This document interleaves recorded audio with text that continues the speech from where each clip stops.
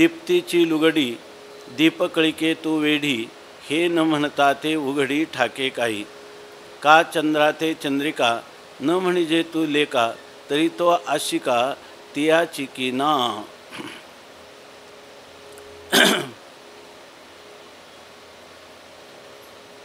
रुक्मिणी प्राणसंजीवन भक्तजन वत्सल, अकारण करुणा वरुणालय, अनंत गुणगण निधान, परमपिता पंढरीनायक श्री पांडुरंग परमात्म्याच्या असीम अनुकंपेने आपण श्रीमन निवृत्तीनाथ श्रीगुरूंच्या आज्ञेवरून आपली असणारी जी प्रातिभ अतिंद्रिय अनुभूती ती तुम्ही शब्दांच्या द्वारा साकार करा, की जेणेकरून ह्या मुमुक्षु विश्वामध्ये अत्यंत महान अशा प्रकारची उपकाराची ही कृती होईल.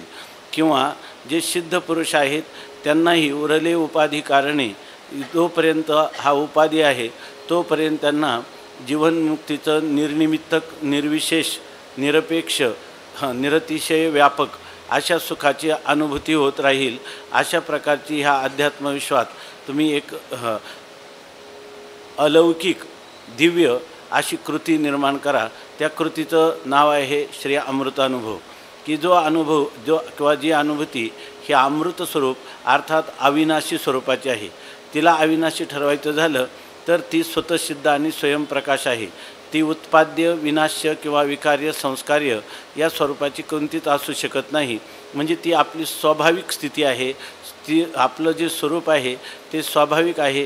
त्या या ठिकाणी ह्या स्वरूप स्थितीला उत्पन्न करायचं नाही आणि तिच्या अतिरिक्त दुसरा कोणीही तिच्या सत्तेतला दुसरा पदार्थ नाही की जो पदार्थ तिचा बाद करील. कारण कोणत्याही वेळेला जर आपल्या समान सत्तेतला पदार्थ असला, त्या पदार्थ त्याच्या विजातीय असला, त्याच्या विरोधी असला, प्रबल असा तो हेतू होत असला तरच पहिल्याला अभिभूत करू शकतो. याचा अर्थ ही कधीही अभिभूत न होणारी अशी जी जीवनमुक्ती आहे त्या जीवनमुक्तीचं तू वर्णन कर. परंतु ही जीवनमुक्ती स्थिती जीवनमुक्तीचं वर्णन करत असताना या ठिकाणी ही जीवनमुक्ती अवस्थेचं स्वरूप काय आहे, त्याचं साधन काय आहे, नंतर त्याची फलश्रुती काय आहे, या सर्वांचंच वर्णन किंवा ह्या जीवनमुक्ती अवस्थेनं संपन्न किंवा युक्त असणारा जो पुरुष असतो त्याची लक्षणं काय असतात, या सर्वच विषयांचा उलगडा ज्ञानोबरायांनी अनुभूतीच्या द्वारा या ठिकाणी अनुभूती प्रातिभ असून अतिंद्रिय असून शब्दातीत असून देखील अशा प्रकारच्या शब्दाची योजना केली की आहाच बोलाची वाटी फेडीजे आणि ब्रह्माची याची अंगा घडीजे, मग सुखेशी सुरवाडीजे सुखाची माझी. शब्द आहेत समोर, परंतु त्या शब्द हे एक प्रकारचं टर्फल आहे.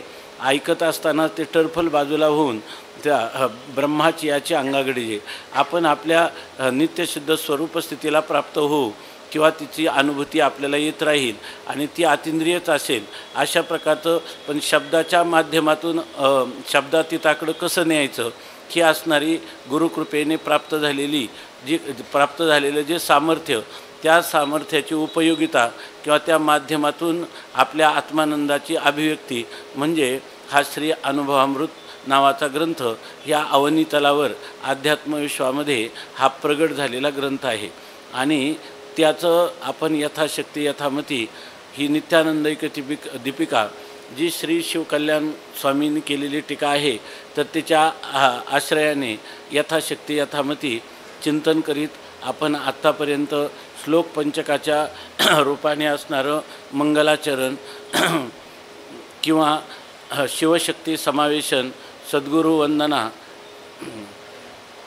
ती जाऊन आवाज थोडा वाढवा थोडं ते सद्गुरू वंदना किंवा वाचारुण परिहार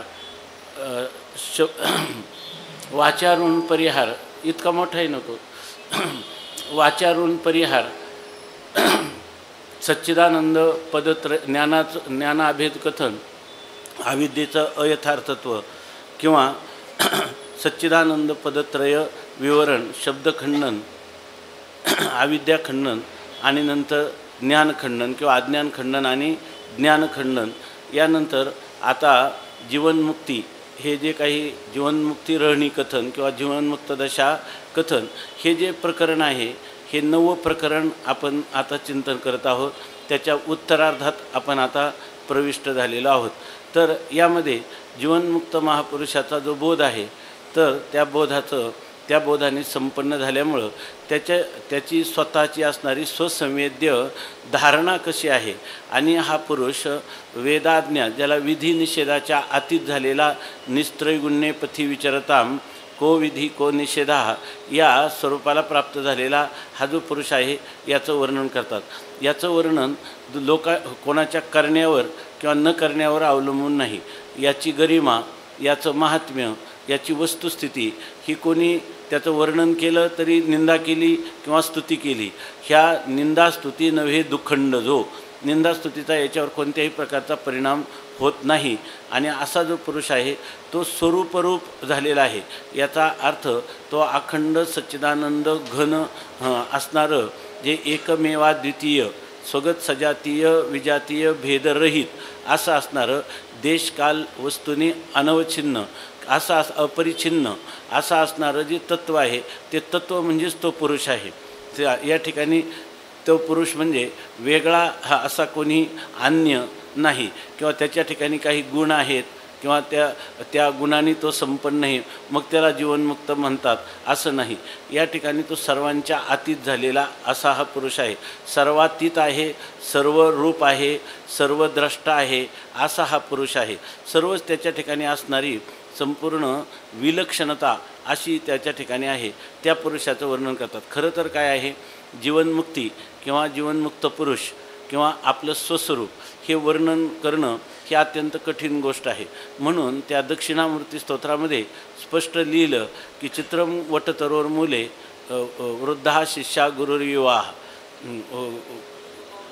गुरोस्तु मौनम व्याख्यानम शिष्यास्तु छिन्न संशया असं त्यांनी लिहिलं दक्षिणामूर्ती स्तोत्रामध्ये की चित्रम अशा प्रकारचे हे वेदांत चिंतनाची अशी गोष्ट आहे किंवा खरा वेदांत चिंतनाचा आनंदाचं स्वरूप असं आहे.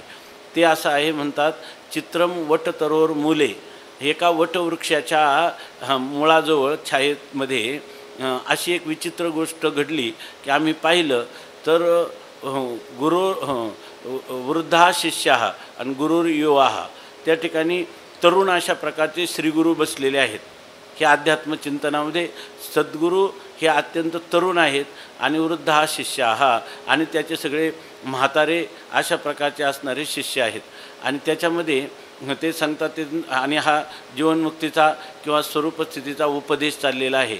आणि त्या उपदेशामध्ये मग गुरु काय सांगतात म्हणतात तर गुरोस्तु मौनम व्याख्यानम, गुरूंचं मौन हे व्याख्यान आहे आणि शिष्यास्तु छिन्न संशय. आणि सगळे शिष्य म्हणतात की भाग गेला शिन गेला किंवा संदेहाच्या सुटल्या गाठी आणि झालो पोटी शीतळ अशी याची स्थिती आहे. याचं वर्णन बरंच केलं यांनी की या ठिकाणी म्हणतात की वृद्धा शिष्य वृद्ध शिष्य आहेत आणि गुरुर गुरुर कसा आहे, तरुण आहे. याचा अर्थ असा आहे की गुरु तरुण आहे, याचा अर्थ गुरूंना बोध झालेला आहे. आणि ते 18व्या अध्यायाच्या मंगलाचरणामध्ये आहे ना ते की काल तुम्ही सांगितली होती होई तरुण तर तुर्या लालन लीला असं त्याचं वर्णन केलं. नमो संसार तमसूर्या अप्रतिम परमवीर्या तरुण तर तुर्या लालन लीला. त्यांनी काय केले की त्या तुका म्हणे मुक्ती परिण पराप्रमेय प्रमदा विलासिया. हा तरुण जो आहे नमो विशदबोध विदग्धा विद्यारविंद प्रबोधा पराप्रमेय प्रमदा विलासिया असं त्याचं वर्णन केलेलं आहे. हे श्रीगुरु तरुण आहेत म्हणजे परावाणीलाही अप्रमेय असणारा. पराप्रमेय म्हणजे परावाणीला प्रमेय नाही, अप्रमेय परावाणीलाही जो विषय न होणारा असा जो परमात्मा आहे त्या पराप्रमेय प्रमदा आणि तिच्या पलीकडचे असणारी जी आपली स्वरूपस्थिती आहे त्या स्वरूपस्थितीशी बरोबर तो विलास करणार आहे. अशा प्रकारचं म्हणजे परिपक्व झालेला आहे. मनोनाश वासनाक्षय आणि तत्त्वज्ञान ह्या सर्वांची पराकुटी ज्याच्यामध्ये झालेली आहे किंवा तत्त्वज्ञान उपरम आणि वैराग्य ह्यांची पराकुटी ज्याच्यामध्ये झालेली आहेत असे श्रोत्रिय ब्रह्मनिष्ठ शिष्य आपलं श्रीगुरू त्यांना या ठिकाणी तरुण असं म्हटलेलं आहे. आणि शिष्यावृद्धा, शिष्यवृद्ध आहेत याचा अर्थ ज्यांच्या ठिकाणी विवेक, वैराग्य, समाधी षटकं आणि मुमुक्षुत्व यांचं परिपक्व अवस्था प्राप्त झालेली आहे, ज्यांच्या अंतःकरणामधून पापवासना, अंतःकरणाची चंचलता परिपूर्ण निवृत्त झालेली आहेत. आणि असे जे शिष्य आहेत त्यांना परिपक्व अवस्थेत म्हणजे परिपक्व मला तान उत्सादन हेतून असं पंचदशीमध्ये म्हटलेलं आहे ना, कोणताही दोष त्यांच्या ठिकाणी राहिला नाही.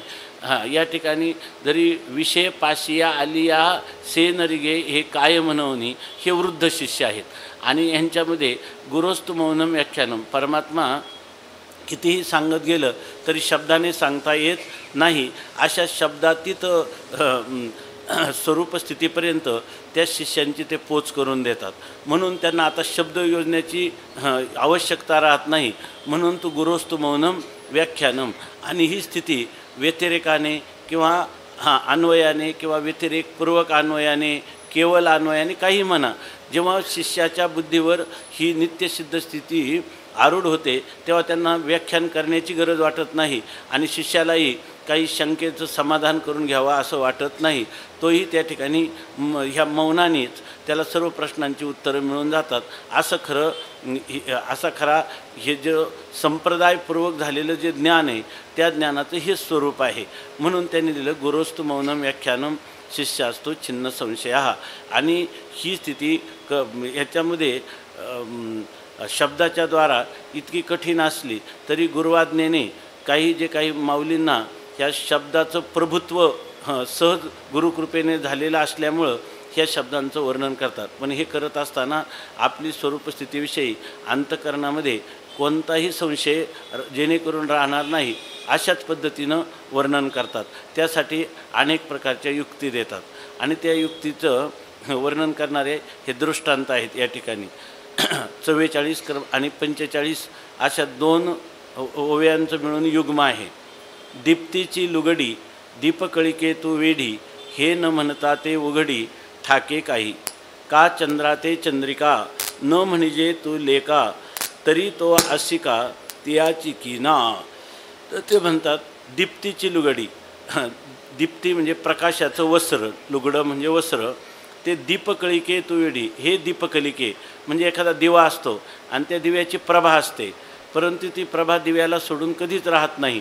परंतु आपण जर त्या दीपकलिकेला किंवा त्या दिव्याला उद्देशून आपण म्हटलं की हे दीपकळिके तू काय कर, तर प्रकाशाची लुगडी नेस, तू प्रकाशाला धारण कर. तर ते म्हणतात हे न म्हणता, आणि समजा आपण त्या दीपकलिकेला हे बोललो नाही, उघडी ठाके काही, तर ती काही विवस्त्र असते काय, उघडी असते का, अनावृत्त असते का? प्रकाशाला सोडून ती कधी, दीप्तीला सोडून ती दीपकलिका कधीही नसते. तुम्ही म्हणा धारण कर, तरीसुद्धा तिनं नित्य धारण केलेलंच आहे तेजाचं वस्त्र. आणि तुम्ही म्हटले धारण करू नको, तर दीपकलिका ही त्या दीप्तीरूप वस्त्राशिवाय कधी राहूच शकत नाही. हे तिचं स्वतःचं स्वरूपच आहे. प्रभा हे दीपकलिकेचं स्वरूपच आहे. का चंद्रा ते चंद्रिका न म्हणजे तू लेका, तरी तो आशिका तियाची की ना. म्हणतात किंवा चंद्रा ते, चंद्राला म्हणायला लागले म्हणजे किंवा न म्हणजे. चंद्राला तुम्ही म्हटले किंवा म्हटले नाही, चंद्राला काय म्हटले की चंद्रिका ले, तू चांदण्याची पांघरून घे, असं तुम्ही म्हटले किंवा नाही म्हटले तरी चांदणं हे चंद्राला सोडून असत नाही. म्हणून त्या ठिकाणी चंद्राला चंद्रिका धारण कर असं तुम्ही म्हटले किंवा करू नको असं म्हटले तरीसुद्धा, तरी तो आशिका तियाची की ना. तर तो आशिका म्हणजे पूर्णपणे चंद्र हा तियाची म्हणजे त्या चंद्रिकेनेच परिपूर्ण आशिका परिपूर्ण असतो. म्हणजे त्या चांदण्याने विवर्जित तो कधीही नसतो. तुम्ही त्याला चांदण्याचं वस्त्र घाला म्हणा किंवा घालू नको म्हणा, तरी चंद्र हा चांदण्याने परिपूर्णच असतो. चंद्र चांदण्याला सोडत नाही, चांदणं चंद्राला सोडून राहत नाही. दोन्ही एकरूप आहेत ज्याप्रमाणे. आता टीका. दीपाशी आईसे न म्हणजे जे त्वा प्रकाश परिधान कीजे, तरी तेने काया अशिजे प्रकाशहीन. तुम्ही दिव्याला असं म्हटलं नाही की तू प्रकाश परिधान कर, असं दिव्याला तुम्ही म्हटले नाही. तरी तो काय प्रकाशहीन होतो का? हां, तो प्रकाशाने कधीही विवर्जित होत नाही. की चंद्रे चांदीने परिधान केले, ते काय अनेकांची आबोले, कोणी जरी न म्हणितले तरी काय उघडाची ठाके. आता ते म्हणतात चंद्राने जे चांदणं आपल्या भोवती पांघरलेलं आहे ते काय कोणी अनेकांनी सांगितलं पांघरून घे म्हणून पांघरलेलं आहे का? आणि समजा कोणी त्या चंद्राला म्हटलंच नाही की तू चांदण्याचं पांघरून घे असं म्हटलंच नाही तरी तो काय उघडा राहतो काय चांदण्या वाचून? तेवी हे भज्य भजन हे स्वरूपाची सविलास मान, येथे केले न विन आईते असे. तसं हे सर्व दृष्टांत सांगतात. ते हा जो जीवनमुक्त ज्ञानी पुरुष आहे, विद्वान पुरुष आहे, आत्मानुभवी पुरुष आहे, त्याच्या ठिकाणी हे तुम्ही जे म्हणतात की भज्य आणि भजन, त्याच्या ठिकाणी भज्य म्हणजे इष्टदेवता भज्य आहे आणि तो त्याचं भजक आहे आणि भज्य आणि भजक या दोघांमध्ये भजन होत आहे. अशी जी भज्य भजन आणि भजक ही जी त्रिपुटी आहे हे स्वरूपाची सविलास मान. या ठिकाणी ही त्रिपुटी जी आहे ही त्रिपुटी नाममात्र वाचारंभन मात्र आहे. खऱ्या अर्थाने या ठिकाणी त्यांचा असणारे एकच अधिष्ठान भज्य भजन आणि भज्य या रूपाने फक्त भासमान होत आहे.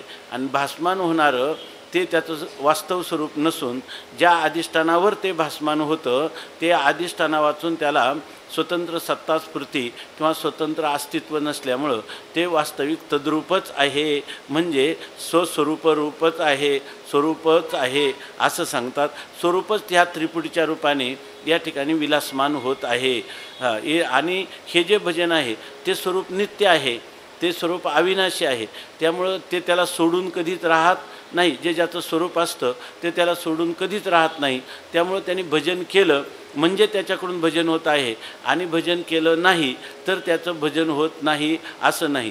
जर तो त्याचं प्रत्येगात्म स्वरूप सच्चिदानंद घन हे त्याचं स्वरूपच असेल तर त्याच्या ठिकाणी त्याला ते भजन आणि ते स्वरूप असेल तर त्याने भजन केलं नाही तेव्हा त्याच्यामध्ये काही उणीव आली आणि भजन केल्यामुळं त्याच्यामध्ये काही भर पडली असं कधीही घडू शकत नाही.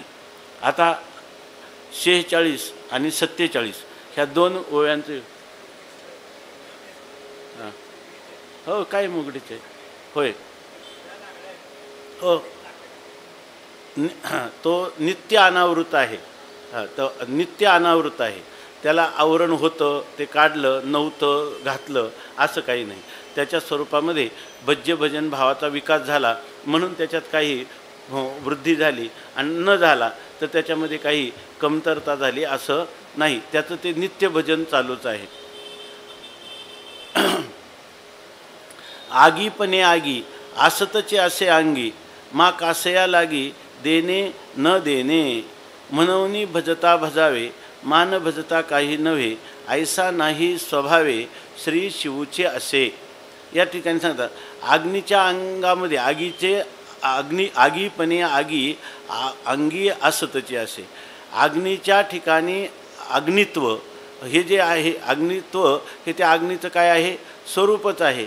तेव्हा अग्नीच्या ठिकाणी अग्निपण हे असतचे असे आहेच आहे. त्याच्या अग्नीच्या अंगामध्ये अग्निपण हे आहेत. अग्निपणाला सोडून अग्नी कधीच राहत नाही. मग कासया लागी देणे न देणे, मग त्याच्या ठिकाणी अग्नीच्या ठिकाणी अग्नित्व देणं किंवा अग्नित्व न देणं हे कशासाठी करायचं? कारण अग्नित्वाला सोडून अग्नी कधी राहतच नाही. तेव्हा अग्नीला अग्नित्व देणं आणि न देणं हा श्रम उगीचच आहे. कासया लागी कशासाठी करायचा असं सांगतात. म्हणून भजता भजावे मान भजता काही नव्हे, ऐसा काय नाही स्वभावे श्री शिवची असे. म्हणून भजता भजावे म्हणून आपण काय करावं त्याचं भजन करावं, आपण भजक व्हावं आणि भजनाच्या द्वारा त्याचं भजन आपलं त्या भज्याचं आपण सेवा करावी असं जर वाटत असेल. मान न भजता काही नव्हे, आणि जर तुम्ही त्याचं भजन केलं नाही तर काहीच झालं नाही.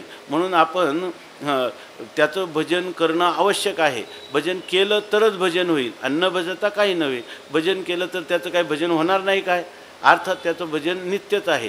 कारण भजन हे त्याचं काय आहे स्वरूप आहे. म्हणून त्या ठिकाणी ते न जरी तुम्ही बाह्य क्रियात्मक ज्यामध्ये भज्य भजन आणि भजक भज्य ही जी त्रिपुटी आहे त्या त्रिपुटीमध्ये तोच सर्वत्र अनुसूत असल्यामुळं या ठिकाणी ह्या त्रिपुटीमध्ये त्याच्या वाचून दुसरं काही नाही. म्हणून त्रिपुटीचं क्रियात्मक भजन केलं तरच त्याचं भजन आहे, आणि ते क्रियात्मक भजन केलं नाही तर त्या ठिकाणी ते भजन होत नाही असं नाही.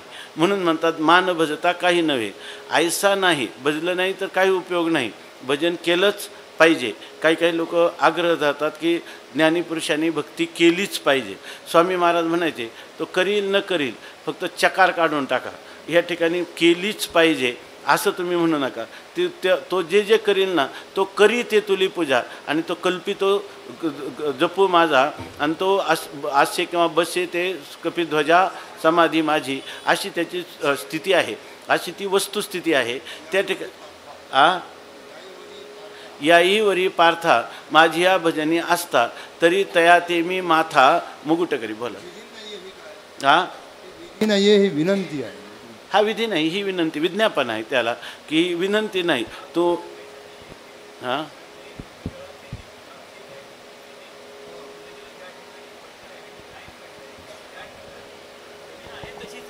तसं भजन केलं काय आणि न केलं काय ते भजनच आहे असं ते सांगायचं आहे त्यांना. केली तर चांगलं आहे, पण केलीच पाहिजे असं विधान नाही. हो. 17 लुगडी भागूबाई उघडी मी कशासाठी म्हटलं की त्या कितीही त्यांनी ज्वालाची पांघरुणं घेतली तरी ती कशी आहे, पांघरुण न घेतल्यासारखीच आहे. म्हणून आवृत्त न आवृत्त हा भाग नाहीच आहे तिथे. तो नित्य अनावृत्त स्वरूप आहे त्याचं. म्हणून आपण हे जरी याच्यात याही वरी पार्था माझ्या भजनी असता तया ते मी माथा मुकुट करी, म्हणून आपल्याला वाटतं की किंवा चौपुरुषार्था श्री भक्ती जैसी असं जे म्हटलेलं आहे त्या भक्तीनं त्याला विधान केलेलं आहे असा मात्र त्याचा अर्थ कधी घ्यायचा नाही. म्हणून स्वामी केलं तर आम्ही त्याला मानतो. जर एखादा याहीवरी पार्था या रूपाने भजन करीत असेल तर सोनं आहे, श्रेष्ठच आहे, पण त्याला सुगंध नाही. चंदन आहे पण त्या चंदनाला फळं नाही.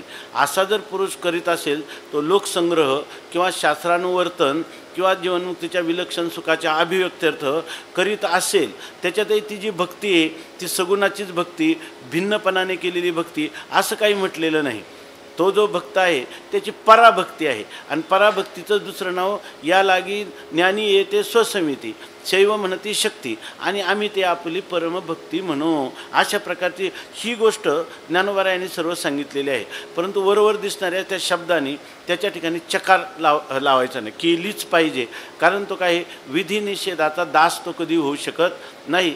आणि जे काही शास्त्र हृदय आहे तर त्या शास्त्र हृदयाच्या विरुद्ध आपल्याला कधीच जाता येत नाही. कारण हा पुरुष सगळ्यात बंधनातून सुटलेला आहे, आणि त्याला जर तुम्ही चकारात्मक त्यांनी केलंच पाहिजे, कर्म केलं पाहिजे, उपासना केली पाहिजे, किंवा त्यांनी पुन्हा तत्चिंतनम तत्कथनम याची आवृत्ती केली पाहिजे. आवृत्ती रसकृद उपदेशात हे अज्ञानी पुरुषाला विषय करून सांगितलेलं आहे.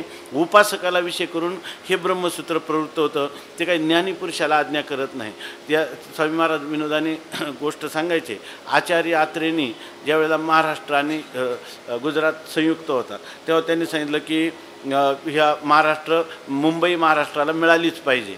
त्यावेळेला यशवंतराव चव्हाण मुख्यमंत्री होते, आणि त्यांनी सांगितलं की महाराष्ट्राला मिळालीच पाहिजे. शिष्टमंडळ त्यांना भेटायला गेलं तेव्हा यशवंतराव चव्हाण म्हटले आचार्य आत्रेंना की तुम्ही मुंबई महाराष्ट्राला मिळाली पाहिजे हे बरोबर आहे, परंतु मिळालीच पाहिजे असा चकार काढून टाका. तर त्यांनी त्यांना उत्तर दिलं तुमचं आडनाव चव्हाण आहे, त्याच्यातला च काढला तर खाली काय राहील, वाहन राहील, म्हणजे चप्पल राहील. अशा प्रकारचं त्यांनी त्यांना विधान केलं. तसं इथं ह्या पुरुषाला कोणतं विधान करायचं नाही एवढंच सांगण्याचं तात्पर्य आहे. म्हणून भजता भजावे मा न भजता काही नव्हे, ऐसा नाही स्वभावे श्री शिवचे असे. असं तो स्वभावाने तत्वतः तो स्वतः शिवस्वरूप आहे, आत्मस्वरूप आहे. त्याला कोणत्याही प्रकारचं भजन करावं किंवा न करावं असं कोणतंही विधान करता येत नाही. टीका. या अवघ्याचे तात्पर्य ऐसे, स्वभावे जे दशा असे ते न व्हावे का ऐसे म्हणावे कासया. ते म्हणतात ह्या सगळ्या म्हणण्याचं तात्पर्य आता टीकाकार सांगतात. हे ज्या एवढे दृष्टांत दिले याचं तात्पर्य काय आहे. तात्पर्य असे, स्वभावे जे दशा असे, आपली जी स्वाभाविक दशा आहे ते न व्हावे का ऐसे, ते व्हावे न व्हावे का ऐसे, ऐसे व्हावे ते असंच असलं पाहिजे किंवा न व्हावे किंवा ते असं असता कामा नये हे म्हणावे कासया हे त्या पुरुषाच्या विषयी म्हणूच नये. न करिता जे होऊ पाये ते केले नाही आहे येणे अभिप्राये बोलीला उघडे. ते म्हणतात न करिता जे हो, त्यांनी काही केलं नाही तरी ते भजन होतं. मग जर काही न करता ते भजन होत आहे तर त्याने केले नाही आहे, त्याने केलं किंवा केलं नाही येणे अभिप्राय बोलीला उघडे. या अभिप्रायाने आम्ही उघड सांगतो, त्याने केलं तरी नाही केलं आणि नाही केलं तरी त्याचं भजनच या ठिकाणी होत आहे. न करिताही पांडवा भजन झाले अशी त्याची स्थिती आहे.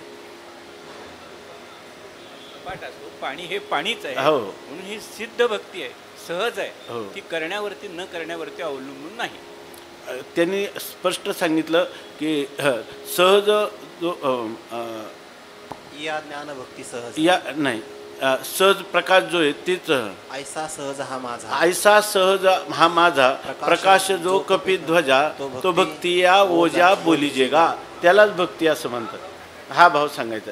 माझं सहज स्वरूप जे आहे प्रकाश स्वरूप चिन्मात्र स्वरूप आहे, यालाच नाव भक्ती असं म्हणतात. ज्ञानोबरायांनी परिभाषा पण करून सांगितलं की तुम्ही भक्तीचं अनेक ग्रंथात केलेलं व्याख्यान पाहून ते भक्ती इथं लावाल आणि मग त्याचा उपयोग तुम्ही कराल, तर असं नाही. आम्ही त्या भक्तीची व्याख्या केली. सहज स्वरूप स्थितीलाच भक्ती असं म्हणतात, ज्ञानीला स्वसमिती म्हणतात, शैवजीला शक्ती म्हणतात, आम्ही त्याला पराभक्ती असं किंवा परमाभक्ती असं म्हणतो. एरवी तिजी ना चौथी हा एरवी तिजी ना चौथी हे पहिली ना सरती पहिली ना सरती माझी सहज स्थिती माझी सहज स्थिती भक्ती नाम. माझ्या सहस्थितीला भक्ती म्हणतात. ही सगळी परिभाषा निश्चित करून ठेव. अनियमे नियमकारिणी परिभाषा ही ज्ञानोबरायांनी आपल्याच ग्रंथामध्ये अगोदर सांगितली. अशा रीतीनं पहा. या ज्ञानभक्ती सहज आणि भक्तू एकवटला मज, ही सर्व गोष्टी ज्या आहेत ते ज्ञानोबराय म्हणतात की मी ह्या तुम्हाला अगोदरच स्पष्ट करून सांगितलेले आहेत. न भजने आणि भजने हे शिवाचे पूर्णपणे. आता न भजावे काय कोणे आणि भजावे ते कैसे. आता ते म्हणतात भजनं आणि न भजनं हे कशामुळे. भक्ती कोणाच्या अधिष्ठानावर आहे, माझ्याच अधिष्ठानावर आहे. प्रत्येक आत्मस्वरूपाच्याच अधिष्ठानावर भक्तीची क्रियात्मिका भक्ती होते आणि क्रियात्मक भक्तीचा अभाव कुठे, त्याच ठिकाणी आहे. बरोबर ना. त्या अभावही कुठे आहे, त्याच ठिकाणी आहे. म्हणजे याचा अर्थ हे दोन्ही भजनं आणि न भजनं हे दोन्हीही परस्पर विरोधी धर्म ज्या एका अधिकरणात भासतात त्या अधिकरणाच्या ठिकाणी ते मिथ्या असतात. म्हणजे ते दोन्हींचाही काही संबंध नसतो. त्या दोन्ही धर्माने अस्पर्शित अचुंबित असं नित्य आपलं जे स्वरूप आहे तेच काय आहे, भजनाचं खरं वास्तव स्थिती आहे. तीच भजनाची वास्तवता आहे. तेव्हा आग्रहाने तुम्ही भजनं आणि न भजनं याचा विचार जीवनमुक्तीमध्ये किंवा जीवनमुक्त पुरुषाच्या लक्षणामध्ये कधी करू नका. आणि तुम्हालाही जर कधी चाचपणी करायची झाली, परीक्षण निरीक्षण, तर हा संकल्प मनात येऊ देऊ नका. न भजने आणि भजने हे शिवाचे पूर्णपणे. आता न भजावे काय कोणी आणि भजावे कसे. आता इथं भजायचं तरी कसं आणि न भजायचं कसं, कोणी आणि कशा प्रकारे भजन करावं. कारण न करिताही पांडवा भजन झाले आणि केलं तर भजन आहे आणि न केलं तर भजन नाही असं नाही. का नित्यच भजन चालू आहे, नित्यच भजन चालू आहे. आव हा हा हा होय. आठवं गेला भावाभाव झाला स्वयमेव पांडुरंग, अशी याची स्थिती आहे. तर भजन तेव्हा त्यांनी कोणाचं आणि कसं आणि कोणी भजन करायचं नाही का. अहो कशाने. कासयाने पूजा करू केशी राजा. हाची उलट तेच विचारतात तुकाराम महाराज, तुझी पूजा करावी तर वाटते पण आता कशाने करू, कोणत्या. कासयाने पूजा करू केशी राजा हाची संदेह माझा फेडी. आता उदकाने तुला म्हटलं स्नान घालावं तर उदके नाहनू तरी स्वरूप ते तुझे आणि तेथे माझे काय तेथे काय माझे वेचे देवा. आता वाहू दक्षिणा तरी धातू नारायण. असं सांग. ब्रह्मतेचे अंग तुझे नाही असं त्या. हा ब्रह्मतेचे अंग दुजे काही. गाता तू ओंकार ध्याता तू ओंकार टाळी नादेश्वर. नाचावया थार नाही कुठे. तुझ्या भजनानंदात नाचू म्हटलं तर नाचायला जागाच नाही. गायन करायचं तर त्याच्यामध्ये टाळी नादेश्वर ब्रह्मरूप ओंकार सगळं तूच आहे, तुझ्या वाचून दुसरं कोणी नाही, कोण आणि कुठं आणि कसं नाचेल तूच मला सांगा, अशी शंका उत्पन्न झाली. तुकाराम त्या गावचा माळी नाही आला, नाचू मी कशी. अहो संकल्पाचे वशे वावगाची अग्रहो दिसे, असो ज्ञानी अशी नेदशे येण्याचे नाही. ते म्हणतात संकल्पाचं वशीभूत होत झालो आपण की असंच करा, इदम करू, असं केलंच पाहिजे. कारण का इदम कर्तव्यम. खरं असं आहे की आता आपण परवा पाहिलं होतं की जो पुरुष ज्ञानवान पुरुष आहे त्या पुरुषाला कोणतंही कर्तव्य राहत नाही, आणि कर्तव्य शेष असेल तर त्याच्या ठिकाणी ज्ञान नाही, असा त्याचा अर्थ आहे. काय तो श्लोक आहे हा नाही, ज्ञानामृतेन तृप्तस्य कृतकृत्यस्य योगिनः नैवास्ति किंचित कर्तव्यम अस्ति चेत न सतत्ववित, असं आहे. संकल्पाचे वशे, उगीचच आपल्या संकल्पाला वशीभूत व्हायचं आणि वावगाचे आग्रह दिवशी आणि उगीचच आग्रह करायचा की त्यांनी भक्ती केलीच पाहिजे. असो ज्ञानी अशी ज्ञानदशे येण्याची नाही. हा ज्ञानी मी ज्ञानी आहे ह्या स्थितीला सुद्धा कधी येत नाही, तर त्या ठिकाणी तो मी भजक आहे या स्थितीला किंवा मी कर्ता आहे या स्थितीला तो यावा, अशा प्रकारची तुम्ही इच्छाच कशाला करता त्याच्या संबंधाने. तो ज्ञान नेदशेला म्हणजे आपला बोध आपल्याला स्वसंवेद्य असणारं आपलं स्वरूप आपल्यालाही कधी विषय करत नाही, आणि त्या ज्ञानाला नेदशेला कधी अनुपात उलट ज्ञातृ ज्ञावीन नुसदेचे जे ज्ञान सुखा भरले गगन गाळी व जे, अशा स्थितीचं त्याला ज्ञान झालेलं नाही. अशी स्थिती तोच झालेला आहे. अशी स्थिती मग तो कोणाला विषय करील आणि त्याला कोण विषय करील. एवं भक्त किंवा अभक्त दोन्ही हा न होतं ऐशी दशा अद्भुत पुढेही बोले. जर तुम्ही पाहायला गेलं तर तो भक्तही नाही आणि तो अभक्तही नाही. ह्या बोधावर तो असल्यामुळे जसं तुकाराम महाराज म्हणतात, निंदी कोणी मारी वंदी कोणी पूजा करी, मज हेही नाही तेही नाही वेगळा दोही पासोनी, देह भोग भोगे घडे आणि जे जे जोडे तेथे बरे, अवघे पावे नारायणी जनार्दनी तुकयाचे, असं सांगतात. मान अपमान गोवे अवघे गुंडोनी ठेवावे या ठिकाणी, किंवा मानापमानयो स्तुल्य मित्रारी पक्षयो हो, सर्वारंभ परित्यागी यो गुण नाही, यो मद्भक्ता समे प्रिय.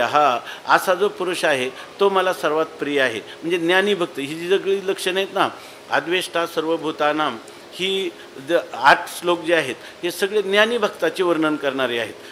सर्व ह्याच्यामध्ये जो काही द्वैती भक्त आहे त्याचं वर्णन करणार नाही. ज्ञानाने परिपूर्ण असणारा जो महापुरुष आहे त्याच्या ठिकाणची ही लक्षणं वर्णन करतात. तुल्य निंदा स्तुतिर्मौनी संतुष्टो येन केनचित अनिकेतः स्थिरमतीर भक्तिमान मे प्रियो नरहा, ही सगळी वर्णनं त्याची आहेत.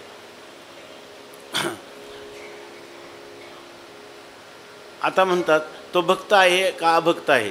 तुम्ही भक्त म्हणल्याने तो भक्त होत नाही आणि तुम्ही अभक्त म्हटल्याने तो अभक्त होत नाही. ऐशी दशा अद्भुत पुढे बोले, अशी काही ही एक अवर्णनीय अद्भुत अपूर्व अशी जी स्थिती आहे ह्या ज्ञानवान पुरुषाचं जे लक्षण आहे ते आम्ही अजून पुढेही सांगणार आहोत. 48 क्रमांकाची वेळी. आता भक्ती अभक्ती झाले ताट एकेची पांती, कर्मा कर्माची वाती मालवुनिया. आता सांगतात त्याच्या ठिकाणी भक्ती आहे किंवा भक्ती करत नाही, अभक्ती आहे. त्याच्या स्वदृष्टीनं हे वर्णन कोणाचं चाललं आहे, जो ज्ञानवान पुरुष आहे त्याच्या स्वदृष्टीनं जर पाहिलं तर भक्ती आणि अभक्ती एकेची पांती झाले ताट, दोघांना एकाच पंक्तीला ताट वाढलेलं आहे. म्हणजे याचा अर्थ तुम्ही त्याला भक्तीचा आरोप केला किंवा अभक्तीचा आरोप केला ती एकाच ताटामध्ये एकाच पंक्तीला वाढलेली आहे. कारण भक्तीसुद्धा त्याच अधिष्ठानावर आहे. भक्तीचंही प्रकाशन करणारं तेच अधिष्ठान आहे आणि अभक्तीचं प्रकाशन करणारं कोण आहे. झाला स्वयमेव पांडुरंग, तोच हा जे काही स्वयंप्रकाश तत्व आहे तेच ह्या दोन्हींचे प्रकाशन करते. आणि ते प्रकाशन अशा प्रकाराने करते का त्या प्रकाशनामध्ये त्रिपुटी नाही, त्याच्यामध्ये केवळ जो तत्व प्रकाश आहे त्या तत्व प्रकाशच सर्वत्र निरतिशय एकमेवाद्वितीयत्वाने निरतिशय व्यापकत्वाने त्या ठिकाणी व्याप्त आहे असं त्याला पाहिल्यामुळं त्या ठिकाणी त्याला भक्ती आणि अभक्ती हे दोन्ही आपल्या आत्मस्वरूपानेच तो त्यांना पाहत आहे. तया कर्तव्यते लागी दुसरे नाहीच जगी. त्याला कर्तव्यता म्हणून दुसरं काही नाहीच पुढं काही. तया कर्तव्यते लागी दुसरे नाहीच जगी. ऐसिया नैष्कर्म्यता तरी चांगी बोध हा ऐशा नष्कर्मी तरी चांगी नैष्कर्म्यता तरी चांगी बोधला असे. अशा प्रकारच्या त्या नैष्कर्म्य दशेला तो पोहोचलेला पुरुष आहे. कर्माची या वाती मालहोनिया. आणि त्याच्या ठिकाणी कर्म आणि अकर्म. कर्म म्हणजे इदम कुरु म्हणून जे विधी विहित कर्म आणि अकर्म म्हणजे निषिद्ध कर्म. त्या अकर्म म्हणजे त्याला कधी असं वाटत नाही की हे मला हे विहित कर्म आहे. हे कर्म आणि अकर्माचा विचार कोणाला आहे? देह तादात्म्यवान पुरुषाला आहे. किंवा शास्त्र जे आहे ते अज्ञानी पुरुषाला विषय करून बोलत असतं. तर हा अज्ञानी नाही, हा ज्ञानवान नाही, हा ज्ञान स्वरूप असा पुरुष आहे. तर त्याला हे विषयच करत नाही. त्यामुळं तो ज्या क्षणी त्याला ज्ञान झालं त्याच क्षणी ह्या कर्म आणि अकर्माच्या शास्त्राने विधिनिषेधाच्या ज्या वाती आहेत त्या किंवा दिवे आहेत हे दोन्ही त्याच्या दृष्टीनं विझून गेलेले आहेत. म्हणून कर्माच्या वाती मालवनिया हे दिवे दोन्ही त्याच्या दृष्टीनं मालवलेले आहेत. आता म्हणजे ह्या ज्ञानवान पुरुषाच्या संबंधाने त्यांनी भक्ती करावी किंवा त्याच्याकडून भक्ती होत नाही असं तुम्हाला काहीच म्हणता येणार नाही. आणि त्यांनी अमकं कर्म करावं अमकं कर्म करू नये असंही त्याला विधान तुम्हाला कोणत्याही प्रकारे करता येणार नाही. कर्म त्याला अज्ञानाची असिद्धी झालेला तो पुरुष आहे. मग अज्ञान कार्य जे आहे त्याच्या दृष्टीने सर्व शून्यरूप आहे. आणि देहादी प्रपंच आहे त्या देहादी प्रपंचाचा आणि त्याचा कधी स्पर्शसुद्धा झालेला नाही.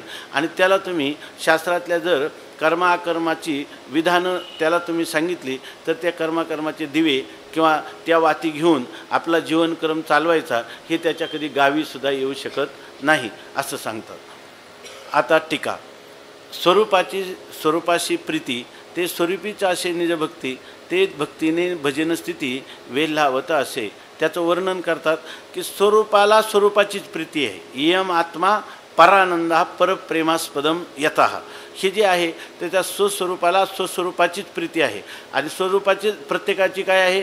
न वा अरे पुत्रस्य कामाय पुत्रम प्रियम भवती आत्मनस्तु कामाय पुत्रम प्रियम भवती. प्रत्येकाची प्रीती आपल्या आत्मस्वरूपावरच आहे. आणि ते स्वरूपीच असे निजभक्ती त्याला काय स्वरूपावरच प्रीती असणं यालाच नाव काय आहे? आपले होणारी आपणच आपण केलेली भक्ती त्याला निजभक्ती असं म्हणतात. आणि त्या भक्तीनं ही जी स्वरूपस्थिती हीच भक्ती आहे. आणि त्या भक्तीनं भजनस्थिती वेल लावत असे. त्याच्या भजनाचा वेल लावणं म्हणजे भजनाचा सौंदर्यपूर्ण माधुर्यपूर्ण अशा प्रकारचा वेल लावणी म्हणजे विकास किंवा विस्तार त्या ठिकाणी होत आहे. इतकी व्यापक ती स्वरूपस्थिती निरपेक्ष व्यापक आहे. आणि त्या स्वरूपस्थितीचं नाव काय आहे? भक्ती असं आहे. ज्ञानस्य या पराकाष्ठा सा भक्तिरित्या विधीयते. ही ज्ञानाची पराकाष्ठा आहे की त्या ठिकाणी ज्ञानामध्ये दुसरा कोणताच पदार्थ राहत नाही. मत्त परतरम नान्यत किंचित अस्ति धनंजय मयी सर्वमिदं प्रोतम सूत्रे मणिगणा इव. अशी जर स्थिती असेल तर त्या ठिकाणी ती स्वरूपीच असे निजभक्ती आणि त्या भक्तीने त्याची भजनाची स्थिती भजनाचा प्रकार हा वेलावत असे.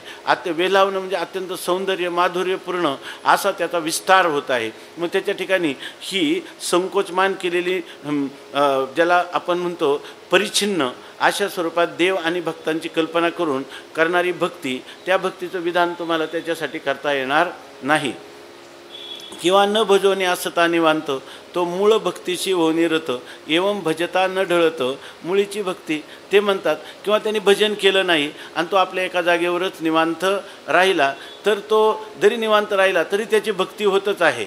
कारण का मूळ भक्ती जी आहे त्या मूळ भक्तीमध्ये तो रममान झालेला आहे. म्हणजे आपल्या स्वस्वरूपात रममान झालेला आहे.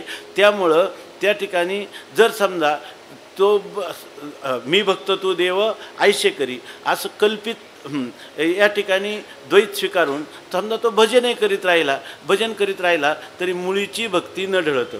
त्याच्या मूळच्या भक्तीमध्ये कोणत्याही प्रकारची चळढळ होत नाही. आईशी भज्य भजके विना आयती जे भक्तीची मूळ भक्ती ते भक्तीची झाली अपैती निजानुभविया. ते म्हणतात अशा प्रकारची आयती भक्ती म्हणजे ती क्रियात्मक भक्ती नाही, क्रियात्मक असणारी ती भक्ती नाही, ती स्वतःसिद्ध नित्य आणि नित्य विद्यमान असणारी, नित्य संचलेली अशी जी भक्ती आहे तिच्यामध्ये भज्य आणि भजक हे भाव नाहीत, हे द्वैत नाही, ती मूळची भक्ती आहे. आणि ती भक्तीची निजानुभव्या अपैती झाली आणि ती भक्ती काय झाली, त्याच्या अपैती झाली म्हणजे त्याच्या स्वाधीन झालेली आहे. तो का म्हणे मुक्ती परिणली नवरी आता दिवसचारी खेळी मिळी, अशी ती जीवनमुक्ती रूपी स्थिती त्याला ती त्याची अपैती म्हणजे त्याच्या स्वाधीन झालेली आहे. एवं निजानुभवाचे सुरवाडे न वाजता भजन मोडे आणि भजता जे भजन घडे ते आधीचे आहे. ते म्हणतात निजानुभवाचे सुरवाडे, त्याला आपल्या आत्मानुभवाचा एवढा विस्तार झालेला आहे. न वाजता भजन मोडे, तर त्याचं न वाजता असंच आहे ना, न वाजता म्हणजे त्यांनी जर न करता भजन मोडे, त्याचं भजन मोडेल का? कारण निजानुभव नित्य आहे. म्हणून त्यांनी जरी बाह्य क्रियात्मक भक्ती केली नाही म्हणजे त्याच्या भजनामध्ये काही खंड होईल काय, तर होणं शक्य नाही. आणि भजता जे भजन घडे, आणि भजन करून त्याच्याकडून ते भजन करायचं, ते भजन तर त्याचं काय आहे, ते आधीचे आहे, ते तर अगोदरच चालू आहे. म्हणजे असा अर्थ. एकदा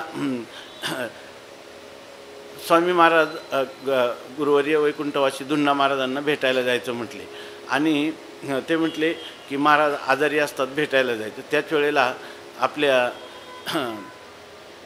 त्यांचं वरदानंद भारती संन्यास करून आलेले होते पंढरपूरला. ते म्हणे 2 गोष्टी घडतील, आत्ताच्या आत्ता जायचं. आम्ही तिथं गेलो आणि स्वामी महाराज दुन्ना महाराजांच्या मठात गेलो. तर त्यांचं त्यावेळेला ते अतिशय विकलावस्थेत होते, एका टायरवर बसवलेलं होतं. मग गेल्यानंतर स्वामी महाराजांना पाहिल्यावर त्यांना खूप आनंद झाला. पण ते म्हणे मी तुमची काय सेवा करू शकतो, असं त्यांनी म्हटले. तर स्वामी महाराज म्हणा विठ्ठल विठ्ठल आम्ही तेने सुखी, म्हणा विठ्ठल विठ्ठल मुखी. ते तर भजन चालूच आहे, आपली सेवा काय करायची ते आम्ही विचारतो म्हटले, असं ते म्हटले. त्यांनी व्यावहारिक सेवा काय पाहिजे, आता तुम्ही आले तर हे विचारायचं होतं. पण किती आत्मविश्वास आहे जे म्हणणे की तुम्ही विठ्ठल विठ्ठल मुखी म्हणा, ते तर चालूच आहे असं म्हणतं. तसं हे जे भजन आहे तर न घडता भजन घडे, हे तर चालूच आहे असं सांगतात. म्हणून भक्ती आणि अभक्ती बुजाविली परमशांती, ते शांतीची स्थिती विसाविली जेथे. ते म्हणतात भक्ती आणि अभक्ती बुजाविली परमशांती. भक्ती आणि अभक्ती ही बुजावली म्हणजे पर्यवसित कुठं झाली, परमाशांतीमध्ये. भक्ती कुठं गेली पाहिजे, परमाशांतीमध्ये. अभक्तीसुद्धा त्याच्या दृष्टीनं कोण आहे, परमाशांतीचंच स्वरूप आहे. ते शांतीची स्थिती विसावली. ज्या शांती त्या म्हणजे ह्या भक्ती अभक्ती याचा विचार करायचा कोणासाठी, परमशांतीसाठी. आणि ती परमशांती ह्या महापुरुषाच्या ठिकाणी विश्रांती घेण्यासाठी आलेली आहे. परमशांतीला हा प्राप्तच झालेला आहे. ते शांती जरी ठसावली, जरी कर्मा अकर्माहुनी वाहिली, ते सहजची बुजावणी झाली भक्ती अभक्तीशी.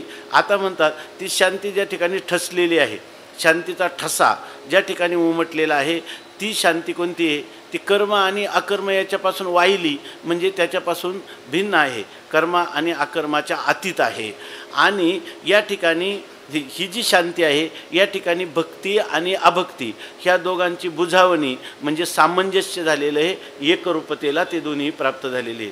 तिथं भक्ती आणि अभक्तीचा विचार राहिलेला नाही, त्याच्या अतीत. हा अगदी आत्मदृष्टीने आत्मीय कुणी नाही तर परकीय कसा असेल.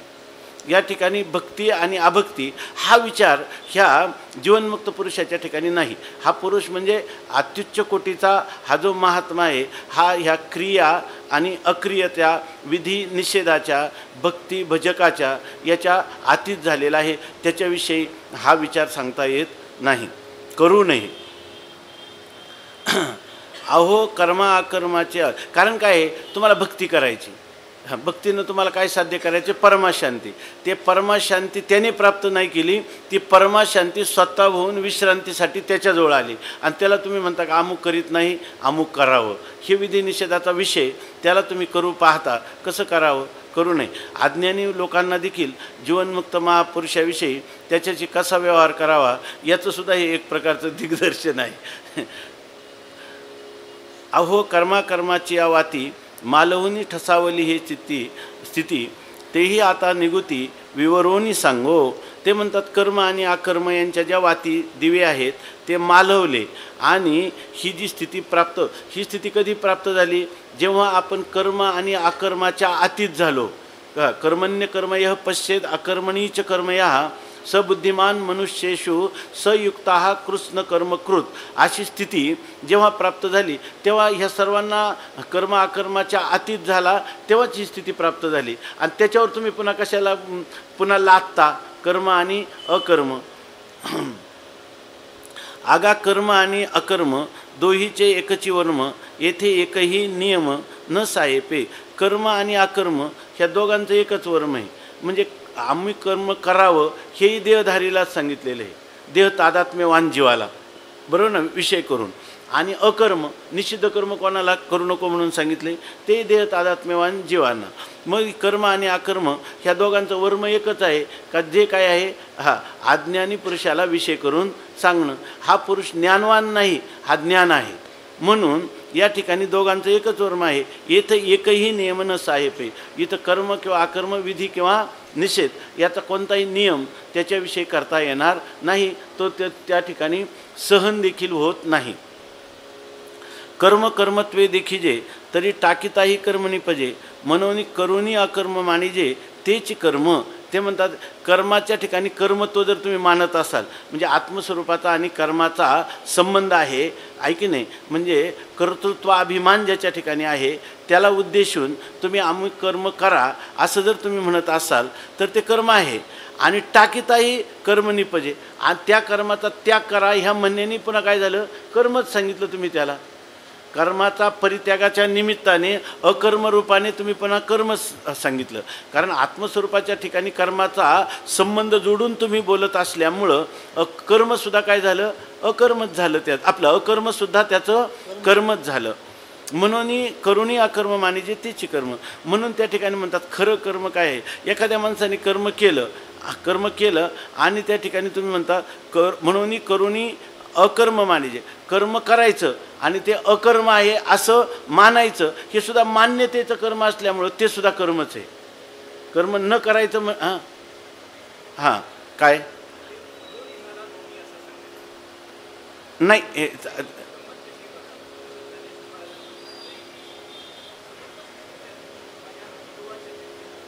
मी नसलेलं जगत नाही म्हणून सांगितलं आणि असलेला परमात्मा आहे म्हणून सांगितलं. हे केवळ वाचारंभण आहे.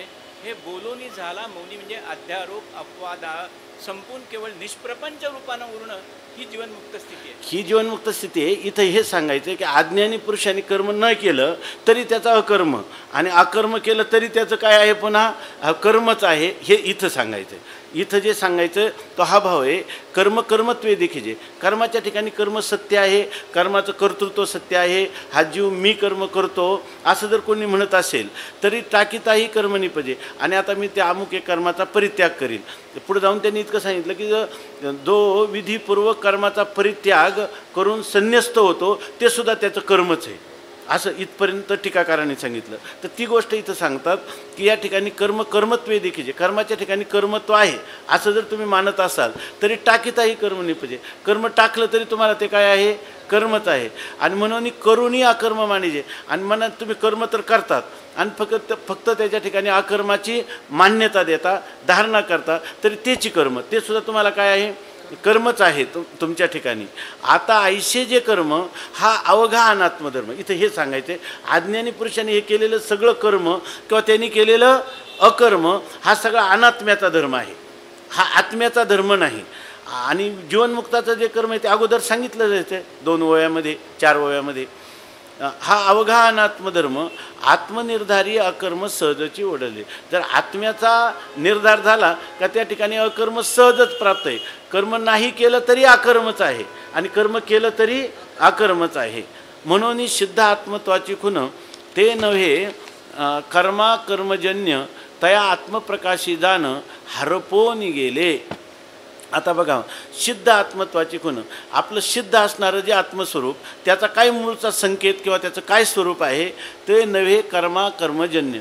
ते कर्मानी जन्य नाही आणि अकर्मानीही जन्य नाही. सिद्ध आत्मत्व जे आहे ते काही जन्य नाही आणि कर्मानी जन्य नाही आणि अकर्मानीही जन्य नाही. तया आत्मप्रकाशी हे जाण हरपून गेले. त्या आत्मस्वरूपाच्या ठिकाणी हे कर्म आणि अकर्म हे दोन्ही हरपूनच गेलेलं आहे. आगा कर्म आगमापायी तेने सिद्ध आत्मा साधेल काही, म्हणून ये ठाई न सरे कर्म. आता असं सांगतात की आगा कर्म आगमापायी, कर्म हे कसं आहे, आगमापायी आहे. म्हणजे कर्मापासून फल उत्पन्न होतं, नंतर झालेलं फल ते कृतक असल्यामुळं यत कृतगम तद अनित्यम, आणि ते येणारं जाणारं उत्पाद्य आणि विनाश्य असं त्या कर्माचं किंवा त्या कर्मफलाचं स्वरूप आहे. म्हणून त्या काय आगा कर्म आगमापायी तेने सिद्ध आत्मा साधेल काही. तो आत्मा जो आहे, सिद्ध असणारा आत्मा, तो ह्या कर्माने कधी प्राप्त होईल काय, न कर्मणा न प्रजया. या कर्माने संतानोत्पत्तीच्या द्वारा हा आत्मा कधीही प्राप्त होणं शक्य नाही. कारण आत्मा सिद्ध आहे आणि सिद्ध आत्माला आगमापायी कर्माने तो आत्मा कधीही प्राप्त होणं शक्य नाही. म्हणून ये ठाई न सरे कर्म. म्हणून या आत्मस्वरूपाच्या ठिकाणी कर्म कधी सरत होत नाही. याविषयी त्यांनी संमत श्लोक दिलेले आहेत मुंडक उपनिषदातलं. आणि दुसरा एक संहिता आहे, तर त्याच्यामध्ये सांगितलं कर्मणा नास्ति तत्प्राप्ती संसारस्य च नाशनम प्लवाहिते सुराह्यज्ञा आदृढाश्च न संशया. हा श्लोक कुठला आहे ते दिलं नाही, बहुतेक यांनीच केलेला हा श्लोक दिसतो त्याचा तात्पर्याने. तर ते सांगतात कर्मणा न अस्ति तत्प्राप्ती, कर्माने त्याची म्हणजे मोक्षाची प्राप्ती कधीही होत नाही. संसारस्य नाशनम, आणि संसाराचा नाश हा कर्माने कधीही होत नाही आणि परमात्मा प्राप्तीही कर्माने होत नाही. प्लवाहिते सुरा ही आज्ञा आदृढाश्च न संशय. ह्या ज्या आज्ञेपुरुषांनी केलेल्या, बहुतेक हा सुतसंहितेतला वगैरे श्लोक असू शकतो, सुतसंहितेतला असेल तर त्याच्यामध्ये ते सांगतात की हे जे काही आज्ञा असे जे लोक आहेत त्यांच्यासाठी हे अष्टादशोक्त अवरम यश कर्मा काय यश एक श्लोकच आहे मुंडक उपनिषदामध्ये. प्लवा हे ते अदृढा यज्ञरूपा अष्टादशोक्तमवरम येषु कर्म एतच्छ्रेयो ये अभिनंदन्ति मूढा जरा मृत्युम ते पुनरपियन्ति असं सांगितलं. अविद्यायामंतरे वर्तमानाः स्वयं धीराः पंडितं मन्यमानाः जंघन्यमानाः पर्यंती मूढा आंधे नैव नियमाना यथांधा असं प्रमाण आहे याच्यामध्ये मुंडक उपनिषदामध्ये. तर त्याच्यामध्ये सांगितलं अष्टादशोक्त, आपण जे यज्ञरूप कर्म करत असतो त्याला 18 गोष्टी लागतात. 16 असणारे ऋत्विज असतात, नंतर तो यजमान आणि त्या यजमानाची पत्नी, अशा 18 गोष्टींना आपण यज्ञरूप कर्म करीत असतो. परंतु हे जे कर्मरूपी नाव आहे ना, ही अतिशय अस्थिर अशा स्वरूपाची नाव आहे.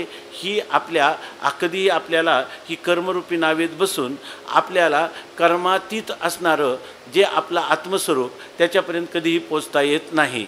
आणि जे लोक ह्या कर्म करण्यातच कृतार्थता मानतात आणि आपल्याला कर्मानेच मोक्ष होईल असं मानणारे जे कर्मजड किंवा कर्मठ लोक, तर त्यांना ते म्हणतात जरा मृत्युम ते पुनरपियन्ति. त्यांना पुन्हा पुन्हा जन्ममृत्यूला ते प्राप्त होत असतात. त्यांना जरी पूर्वमीमांसेच्या दृष्टीनं दर्शनशास्त्राचं कितीही ज्ञान असलं,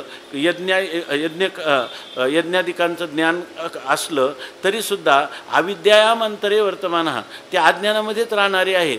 स्वयं धीराः पंडितम मन्यमानः, आपण मोठे बुद्धिमान आहोत, पंडित आहोत असं जरी ते मानणारे असले यज्ञकर्ते कर्मठ लोक, तरीसुद्धा जंघन्यमानः पर्यंती मूढः, जसं एखाद्या अंधे नैव नियमाना यथांधा, जसं एखाद्या आंधळ्याचे पाठी लागले आंधळे घात एक वेळे मागे पुढे अशी त्यांची स्थिती होती. आंधळ्या माणसाचा मार्गदर्शन घेऊन चालला तर तो कोणत्या खड्ड्यात पडेल, तशा प्रकारची ह्या कर्मठ लोकांची स्थिती आहे. म्हणून ह्या कर्माने हा मोक्ष कधीच प्राप्त होत नाही. ह्या आदृढ अशा नावा आहेत, मोक्षाकडं जाण्याला त्या योग्य नाहीत कर्म. अशा प्रकारचं त्याचं विचार सांगितलं. तेच सांगतात की या ठिकाणी कर्मणा नास्ति तत्प्राप्ती संसारस्य च नाशनम प्लवाह्यते सुराह्यज्ञा आदृढाश्च न संशया. याच्यामध्ये ते अत्यंत आदृढ आहेत, अस्थिर आहेत, ते आपल्याला आत्मस्वरूपापर्यंत कधी कर्म घेऊन जाऊ शकत नाही, ही गोष्ट निश्चित आहे. मनोनी कर्मराहोनी ऐलीकडे आत्मा आत्मत्वी चातुडे तरी अकर्मे आत्मा जोडे ऐशेही नव्हे. आता तुम्ही म्हणाल कर्म अलीकडच्या तेराला राहतं आणि आत्माचं चिंतन केलं तरच आत्मा आत्म्याच्याच ठिकाणी प्राप्त होतो, कर्माने कधी प्राप्त होत नाही. तरी अकर्मे आत्मा जोडे ऐशे नव्हे. मग तुम्ही काय म्हणणार, मग आम्हाला काय केला पाहिजे, ह्या कर्माचा अकर्म म्हणजे आम्हाला कर्माचा परित्याग केला म्हणजे आम्हाला आत्मा प्राप्त होईल, असं जर तुम्ही म्हणत असाल तर तेही पण म्हणतात तसंही नाही. त्यासाठी गीता स्मृतीचं प्रमाण देतात की भगवद वचन आहे, न कर्मणामनारंभात नैष्कर्म्यम पुरुषोष्णुते न च संन्यसनादेव सिद्धीं समधी गच्छती इति भगवद वचनम. आता कर्मनाम अनारंभात आपण कर्म करायचंच नाही असा आग्रह कोणी जर धरला म्हणजे काय तो पुरुष नैष्कर्म्य स्थितीला प्राप्त होतो असंही नाही.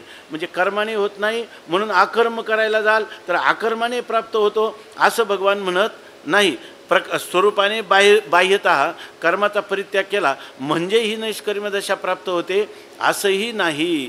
मग बरं, न च संन्यसनादेव सिद्धीं समधी गच्छती. आणि केवळ या ठिकाणी विधीपूर्वक कर्माचा परित्याग केला आणि संन्यास श्रवणम करूयात, पुढची अंतरंग साधनं केली नाही तर तो काही नैष्कर्म्य दशेला प्राप्त होतो का केवळ बाह्य संन्यासाने? काय लोक लगेच म्हणतात केवळ दंडग्रहण मात्रेने नरो नारायणम भवेत. दंडाचा ग्रहण केलं आणि सगळ्या कर्माचा त्याग केला म्हणजे मिळत नाही. तुकाराम महाराजांनी याचं मर्म सांगून ठेवलं, शिखासूत्र तुझा गुंतला जामान तोवरी जाण तू श्रुतीदास, असं त्याचं वर्णन केलेलं आहे. तुकाराम महाराजांना हेच सांगायचं, कर्माचा परित्याग करून केलेली अकर्मदशा ही तुम्हाला तत्वतः आत्मस्वरूपाला प्राप्त करून देईल असं नाही. म्हणून आता एवम जरी सांडिले कर्म तरी न लाईजे आत्मवर्म. आत्मप्रकाशी हे धर्म दोन्हीही व्हावे. आत्मप्रकाशामध्ये हे दोन्ही धर्म म्हणजे कर्म आणि अकर्म हे दोन्हीही धर्म किंवा दोन्ही प्रकारच्या धर्माचं अनुष्ठान हे आत्मस्वरूपाच्या ठिकाणी वाव नाव मिथ्या आहे. म्हणून स्वात्मज्ञान गबसती उदयल या कर्माकर्मवाती मालवणी जाती बोलिले ऐसे. म्हणून जोपर्यंत आपला स्वात्मज्ञानरूपी सूर्य उगवला की त्या ठिकाणी कर्म आणि अकर्म हे दोन्हीही दिवे, जसं सूर्यापुढं दिवा हा अभिभूत होऊन जातो त्याप्रमाणे हे कर्माकर्माचे दिवे हे आत्मज्ञान सूर्यापुढं मालवून जातात असं आम्ही बोललो.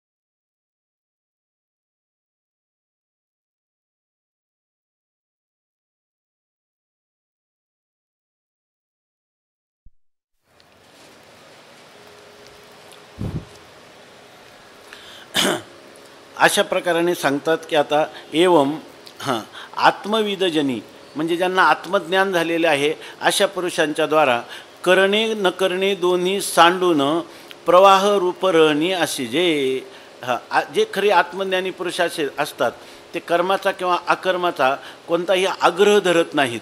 तर ते काय करतात, करणं आणि न करणं म्हणजे कर्म आणि अकर्म ह्या दोघांचाही परित्याग करून आपल्याला ज्या प्रकारे प्रारब्ध प्राप्त म्हणा किंवा ईश्वरी संकल्पाने प्राप्त म्हणा अशा प्रकारचा जो व्यवहार आपल्या वाट्याला आलेला आहे त्या प्रवाहामध्ये ते असे त्याच्यामध्ये ते राहतात. त्याच्यामध्ये कोणत्याही प्रकारचा परित्यागाचा किंवा ग्रहणाचा कोणताही अभिनिवेश न ठेवता जी परिस्थिती प्राप्त झाली आहे, जैसी स्थिती आहे तैशा परी पाय राहे कौतुक तू पाहे संचिताचे, अशा सहज अवस्थेमध्ये ते राहत असतात. केलिया कर्मनुपजे न करिता अकर्मनुदयजे यथा प्रवाह अशी जे आपुलेसाची म्हणजे त्यांचा स्वतःचा पक्ष कोणता आहे. आपण जर किती कर्म केलं तरी कर्म आत्मस्वरूपाच्या ठिकाणी उत्पन्न होत नाही आणि न करिता अकर्मण होतं आणि बाह्यतः त्या कर्माचा परित्याग केला म्हणून हे अकर्म म्हणजे खरी निष्कर्म्य दशा प्राप्त होते असं नाही. तेव्हा जसा प्रवाह असेल त्या प्रवाहामध्ये आपण राहावं.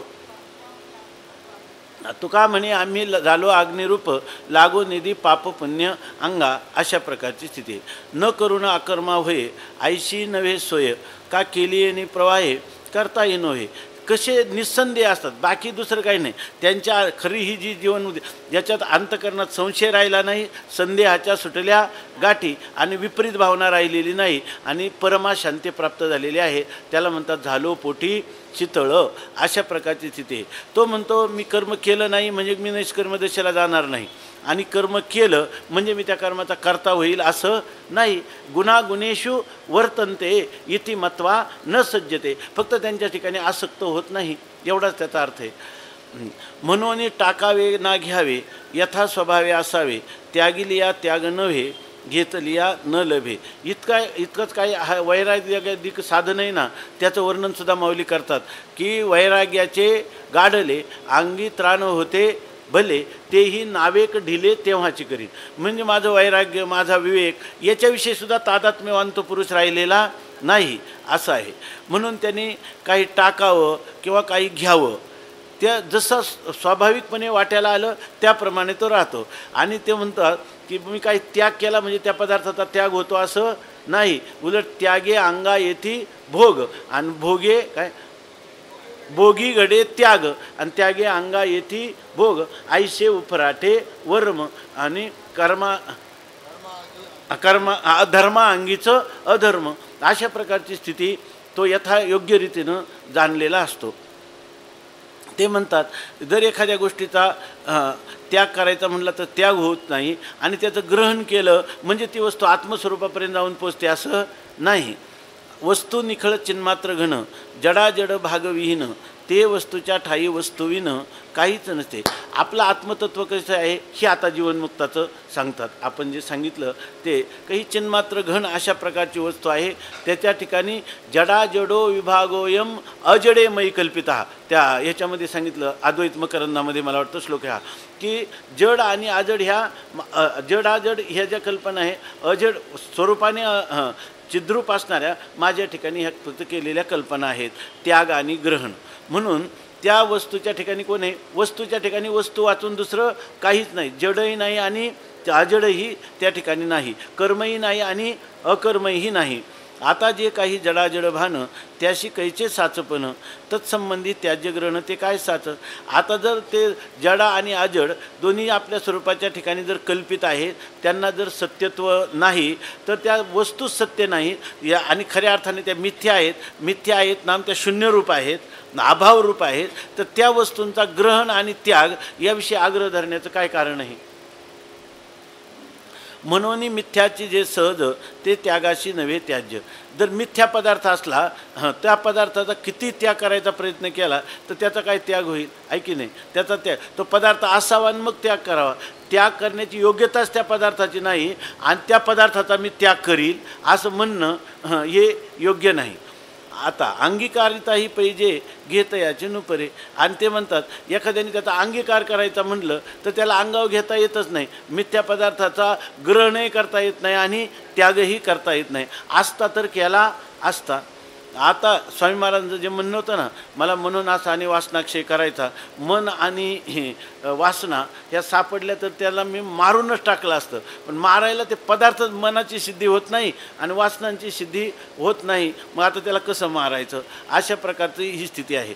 ह्याला म्हणतात की तत्त्वज्ञानाची परिपक्वता. आता जे नित्य चिन्मात्र तेथे अनेक कैचे स्वतंत्र निषेध ग्रहणाचे पात्र ते नव्हे की. ह्या मिथ्यात्व निश्चय असा आहे किंवा हे व्यतिरेक चिंतन असं आहे की ते माणसाला आपल्या स्वरूप स्थितीला पोचल्याबरोबर सर्वच्या सर्व विकल्प पूर्णपणे मावळून टाकणारं अशा प्रकारचं आहे. म्हणून म्हणतात आता जे नित्य चिन्मात्र तेथे अनेक कैचे स्वतंत्र. नित्य चिन्मात्रच आहे त्या चिन्मात्रच एक स्वतंत्र असू शकतं. त्याच्या वाचून असं दुसरं स्वतंत्र जर असतं तर मग याला चिन्मात्र म्हणता आलं नसतं किंवा याला स्वतंत्रसुद्धा म्हणता आलं नसतं. स्वतंत्र पदार्थ हा एकच असणार त्याच्या सत्तेतला दुसरा पदार्थ कोणीही त्याला विजातीय भेद करू शकणार नाही. अर्थात त्याच्यात स्वगत आणि सजातीय भेदसुद्धा त्याच्या ठिकाणी संभवू शकणार नाही. मग त्याला दुसरं कोण स्वतंत्र आहे? निषेध ग्रहणाची पात्रतेही नव्हे की. आणि जे चिन्मात्र पदार्थ आहे तो निषेधही करता येत नाही आणि त्याचं ग्रहणही करता येत नाही. आत्मस्वरूपाचं ग्रहण करता येईल का त्याग करता येईल? आपलं स्वरूपच आहे. आणि जे मिथ्या पदार्थ आहे ते त्याचं ग्रहण करता येईल का त्याग करता येईल? मग म्हणून त्या उपनिषदामध्ये किम गृह्णामी एकत्वम अनुपश्यता, आम्ही कशाचा त्याग करून कशाचं ग्रहण करू? सगळं एकच वस्तू आहे, एकामध्ये त्याग आणि ग्रहणाचा व्यवहारच होऊ शकत नाही.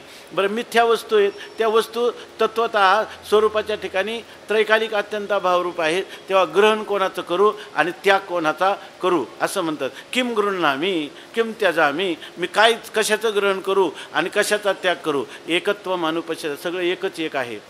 पै आपुले जे साचे, पै आपुले जे साचे ते कल्पांतीही नवचे, हे जाणवणी गताचे न शोची जो. त्याला त्या ठिकाणी कुठं शोक आणि कुठं भय. मनोनी श्रुती जयाते निंदी, ते तयातेची मागुते वंदी, ऐशे पुढले पदी बोलता असे म्हणतात. मनोनी श्रुती जयाते निंदी, श्रुती ज्याची निंदा करते ते तयातेची मागुते वंदी. आणि श्रुती ज्याची निंदा करते ना तीच मग नंतर काय करते? त्याची स्तुती पण करते. श्रुती ज्याची निंदा करते त्याचीच पुन्हा काय करते? स्तुती पण करते. ऐशे पुढीले पदी बोलत असो, ही गोष्ट जी आहे त्या पुढच्या ओवीनं आता आपल्याला सांगणार आहेत. म्हणून उपनिषदे दशे येती निंदे, निंदाची विशदे स्तोत्रे होती. आपण थोडं भजन करू आणि मग राहिलेल्या वयाचा धावता भाग. पुंडलिक वरदा हरी विठ्ठल श्री ज्ञानदेव तुकाराम.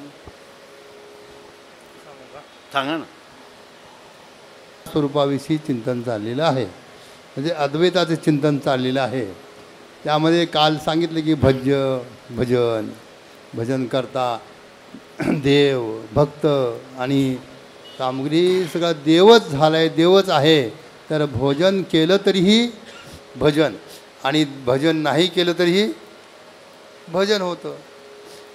याच्यावर मला कार्यक्रम संपल्यावर विचारलं की म्हणे तुम्ही महाराजांनी सांगितलं जगद्गुरू शंकराचार्यांचा दृष्टांत अद्वैत प्रतिपादन केल्यानंतर जे द्वैतवादी आहे ते गपचूप बसलेले नाही आहे, किंवा आता महाराजांनी सांगितलं जे कर्मठ मंडळी आहे ते चुपचाप बसलेले नाही आहे, किंवा जी मंडळी वैदिक आहे ती चुपचाप बसली नाही, किंवा देवाची पुजारी गुपचूप बसले नाही. तुम्ही संपूर्ण असं वेदांत सांगता आणि वेदांत सांगून ह्या लोकांना त्याच्यातून परावृत्त करता, कर्म करण्यापासून परावृत्त करता, भक्ती करण्यापासून परावृत्त करता.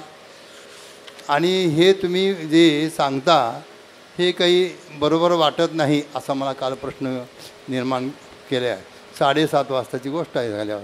म्हणलं ठीक आहे, बरोबर आहे. म्हणलं महाराजांनी दृष्टांत सांगून टाकलं आहे, जगद्गुरू शंकराचार्यांचं दृष्टांत सांगितलं आहे. म्हणलं तो श्लोक मला काही पाठ नाही, ते सांगितलं त्याप्रमाणे वस्तुस्थिती आहे. म्हणलं हे अपराध आहे तिन्ही प्रकारचं. वास्तविक पूजा करणारा किंवा जो करतो, जेव्हा ज्याची करतो, ज्याच्याद्वारा करतो, हे एक असताना करणं हा अपराध हे सांगितलं नाही. म्हणलं म्हणजे पुन्हा तुम्ही अद्वैतच सांगता तुम्ही, म्हणजे अद्वैत सांगून तुम्ही ह्या सर्व लोकांना नास्तिकपणाला वळवता. म्हणलं बरोबर आहे भाऊ. म्हणलं नास्तिकांमध्ये तुम्ही प्रवृत्त करता हे बरोबर आहे. बराच वेळा वाद झाला आहे सगळं. त्यानंतर आमचा इकडे हरिपाठ चालला होता, तिकडे आमचा हरिपाठ चालला होता. म्हणलं हे बरोबर आहे. मी म्हणलं हे तुमचं म्हणणं बरोबर आहे, पण मग मी त्यामध्ये नाही. म्हणलं मी म्हणे तुम्ही तर सुरू केलं आहे, सकाळी चांगदेव पासाठी सांगता आणि अमृतानं सांगता. बरोबर. म्हणजे मी सापडलो. हे सांगणारे लोक सुटले, कोणी ठेवलं आहे म्हणे तुम्ही. बरोबर आहे. म्हणलं मी आहे. अद्वैत वेदांताचं प्रतिपादन करणं आपले इथे महाराज आहेत ते म्हणले म्हणे वेदांत शास्त्र कधी सांगावं, कुठं सांगावं. म्हणलं बा मी गुरुजींचा भक्त आहे, कधी सांगावं, कुठं सांगावं, कोणाला सांगावं हे मला ज्ञात आहे. म्हणे एवढा समाज तुम्ही बसवता आणि त्यांना सांगतात, ह्यात का सगळे अधिकारी आहेत का? हो म्हणलं अधिकारी आहेत. निदान इथं बसले त्या अर्थी हे अधिकारीच आहेत. पण अधिकारी समजून आम्ही सांगतोय त्यांना. मेघ वृष्टीने करावा उपदेश.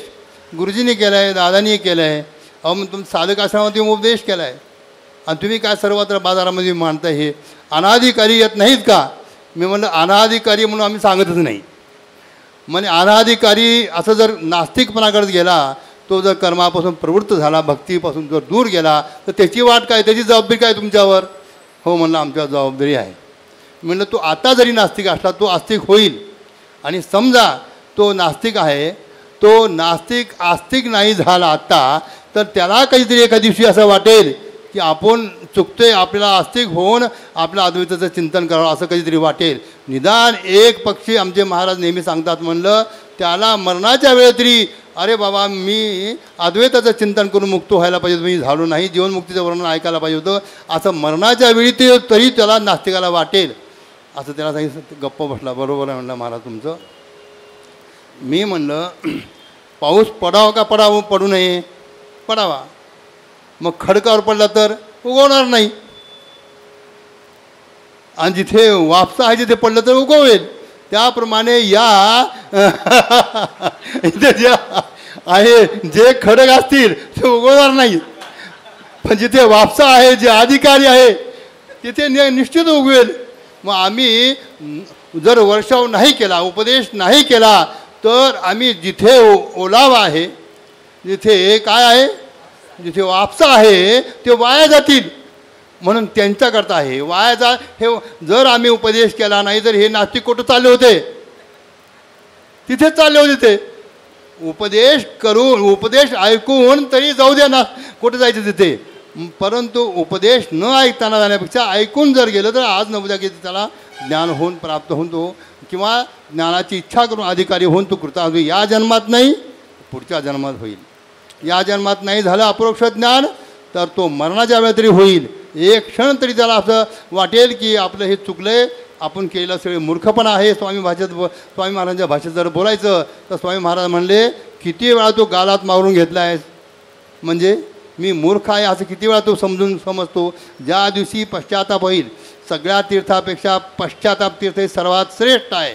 जर त्याला पश्चाताप झाला तर तो खटवांगणासारखा 1 तासामध्ये तो कृतार्थ होऊ शकेल, असं त्याला समजून सांगितलं मी. आणि दुसरं म्हणलं, आम्ही काय आमचं मंत्र सांगतो काय? महाराज काय मंत्र सांगतात का? सकाळचं प्रवचन ते मंत्र सांगतात. ज्ञानेश्वर महाराज, अहो ज्ञानेश्वर महाराजांनी सांगितलं, पण कोणाला सांगितलं? त्यांनी विचारलं मला. चांगदेव महाराजांना सांगितलं. असे तुमचे श्रोते आहे का? मला आमचे सगळे चांगदेव आहे म्हणलं. आता इथे बसलेले विचार काय, इथे जीवनमुक्तीचं वर्णन, जीवनमुक्तचे अधिकारी सगळे आहेत का? मी म्हणलं जीवनमुक्तीचं वर्णन ऐकल्यानंतर तसं व्हावी अशी इच्छा त्यांना निर्माण होईल, त्यामुळे आम्ही त्यांना प्रतिपादन करतो म्हणलं आम्ही. दुसरा महत्त्वाचा प्रश्न असा आहे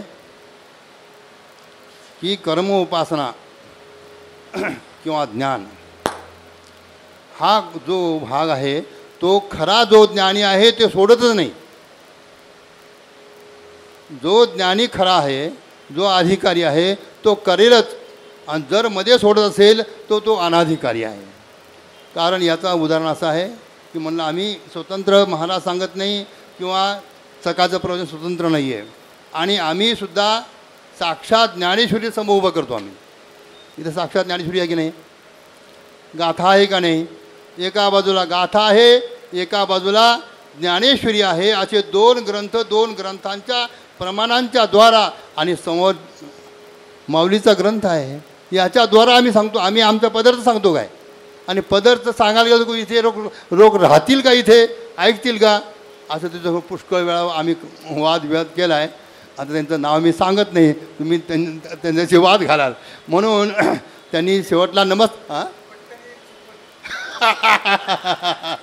ते शेवटला म्हणे, पहिला त्यांनी काय सांगितलं, ते म्हणे तुम्हाला सर्वाला मारतील लोक म्हणे बाहेर गेल्यावर. अहो म्हणलं मारतील, कोणाला मारतील? ज्याला मारतील ते आम्ही नाहीच आहे. ज्याला मारतील आम्ही नाहीच आहे, मारायला हरकत नाही आहे. पुन्हा तत्त्वज्ञान डोक्यावर ठेवलं पुन्हा परत. अशा प्रकारचं चिंतन चाललेलं आहे. फक्त एकच आहे की त्यामध्ये त्यांचंही खरं आहे, कर्माचा निषेध नाही आहे. आमच्या इथे समसमुच्चय नाही आहे, पण कर्मसमुच्चय आहे. आम्ही कर्माचा त्याग केला नाही, उपासनेचा त्याग केला नाही, योगाचा त्याग केला नाही, परंतु अधिकार परत्वे जर आम्हाला जायचं आहे मुंबईला तर त्याकरता आम्हाला पुण्याच्या स्टेशनला जावं लागणार आहे, हे जाणीव देऊन आम्ही त्यांना ज्ञानाचा उपदेश करतो. आत्ता चाललेला जो विषय आहे तो विषय बघा, आम्ही विचार सांगत नाही का, पंचदीस सांगत नाही का, भजन करते. आता हे संपल्याबरोबर हरिपाठ आमचा आहेच. असे जर ग्रंथ असे जर चिंतन आम्ही उद्या इथे उद्याचा कार्यक्रम सांगतो. उद्या सकाळी या ठिकाणी 9:30 वाजता बरोबर वैदिकांचा सत्कार आहे, वैदिकांचं पूजन आहे, वेदमूर्तीचं पूजन आहे. आम्ही करतो ना, का करत नाही आहे? मग हे तुम्ही अमृतानुभव चिंतन तुम्ही सांगता म्हणजे अद्वैत सांगता हे तुम्हाला दिसते.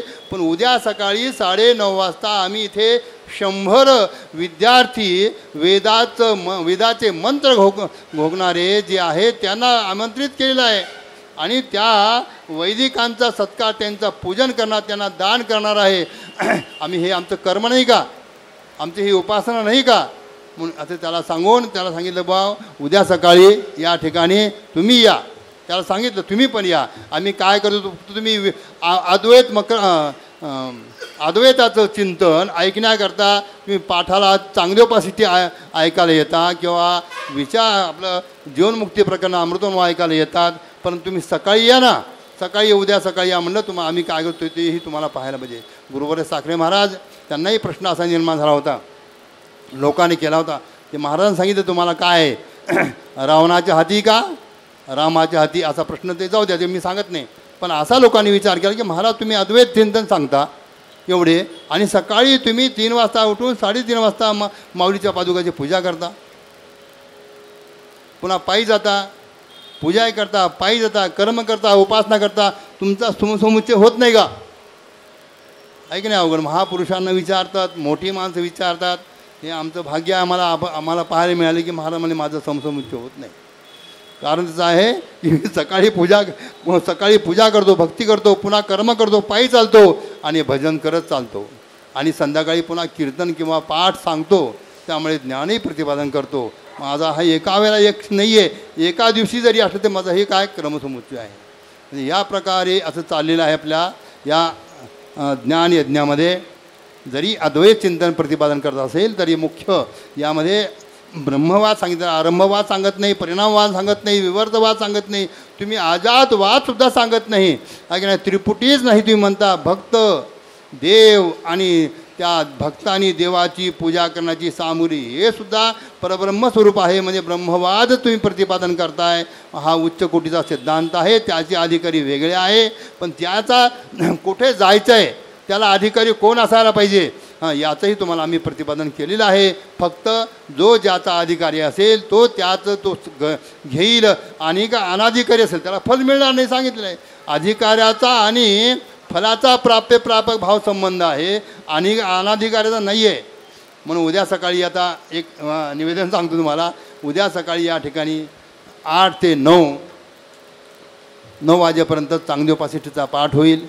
त्यानंतर सर्वांनी वर बसायचं आहे, आणि बरोबर 9:30 वाजता सर्व इथे जे आपल्या आळंदी क्षेत्रामध्ये वेदाचं अध्ययन करणारे, वेदाचे मंत्रघोष करणार आहेत ते सर्व मुलं इथे येतील.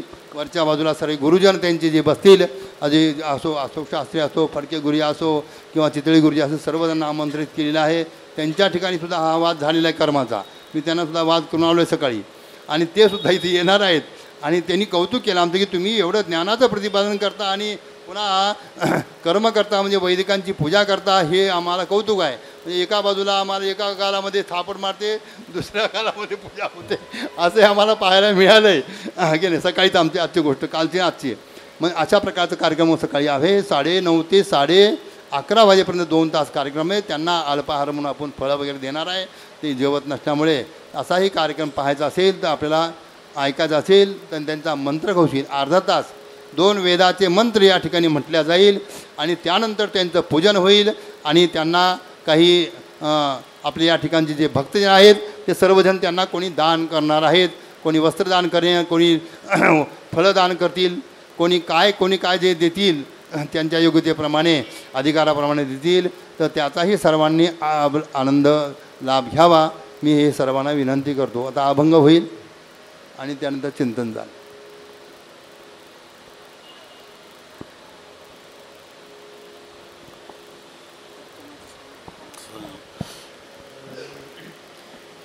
सर्वस्वाचा त्याग तो सदा सोव त्यांचं काहीतरी सर्वस्वाचा त्याग तो सदा सोवळा केंद्रीय सर्वस्वाचा त्याग तो सदा सोवळा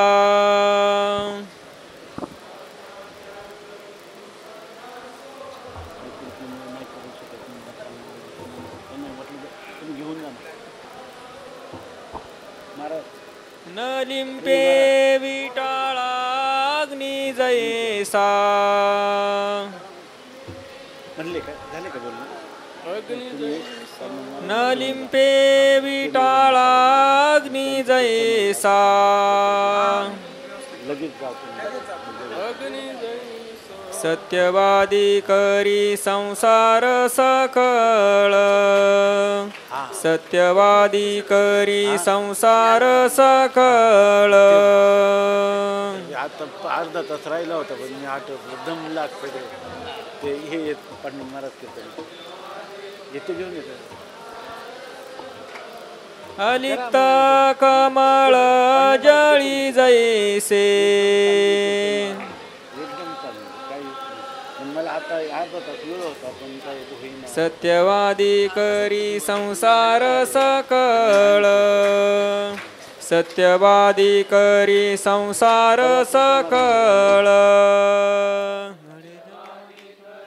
संसार सकळ सत्यवादी करे संसार सकळ घडी जा उपकार भूतांची ते दया घडी जा उपकार भूतांची ते दया घडी जा उपकार भूतांची ते दया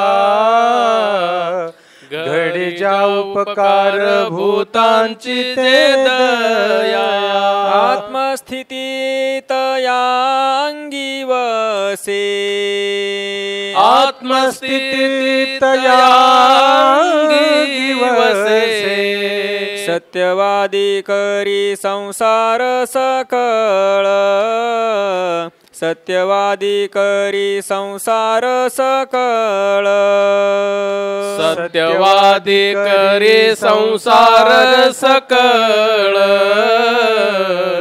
सत्यवादी करे संसार सकळ न बोले गुण दोष नाही के जो कानी न बोले गुण दोष नाही के जो कानी वर्तोनी तो जनी जनार्दन वर्तोनी तो जनी जनार्दन सत्यवादी करी संसार सकळ सत्यवादी करी संसार सकळ अलिप्त कमळ जळी जैसे अलिप्त कमळ जळी जैसे सत्यवादी करी संसार सकळ सत्यवादी करी संसार सकळ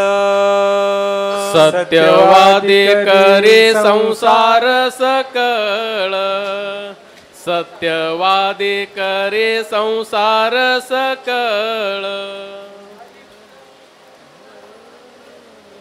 तुका म्हणे वर्म जाणीतल्या वीण तुका म्हणे वर्म जाणीतल्या वीण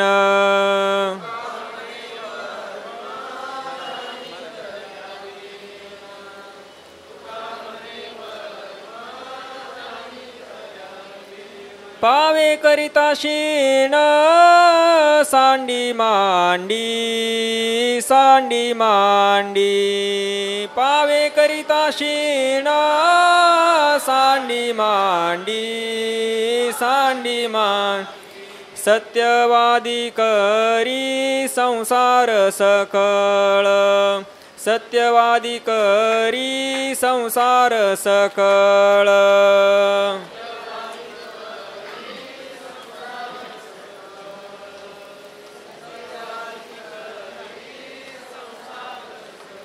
अलिप्त कमळ जळी जैसे जळी जैसे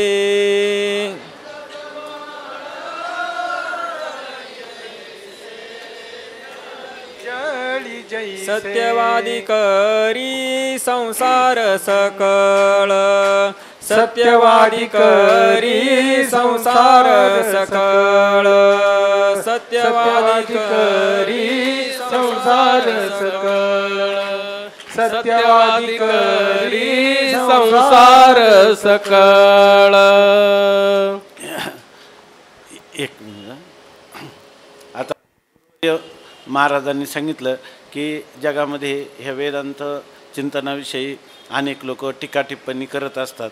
तर आपला हा अमृतानुभव विषय आहे. अनेक गोष्टी बोलण्यासारख्या आहेत, ते काही ह्याच्यामध्ये नाही. आता या अमृतानुभवाला अनेक लोकांचा बुद्धिभेद होतो आणि म्हणून त्यांना अशा प्रकारचा बुद्धिभेद करणं चांगलं नाही असं जे आपण म्हणतो ना, हे लोक म्हणत राहणार. याच्याविषयीचं काही आपण मनावर घेण्यासारखी सुद्धा गोष्ट नाही.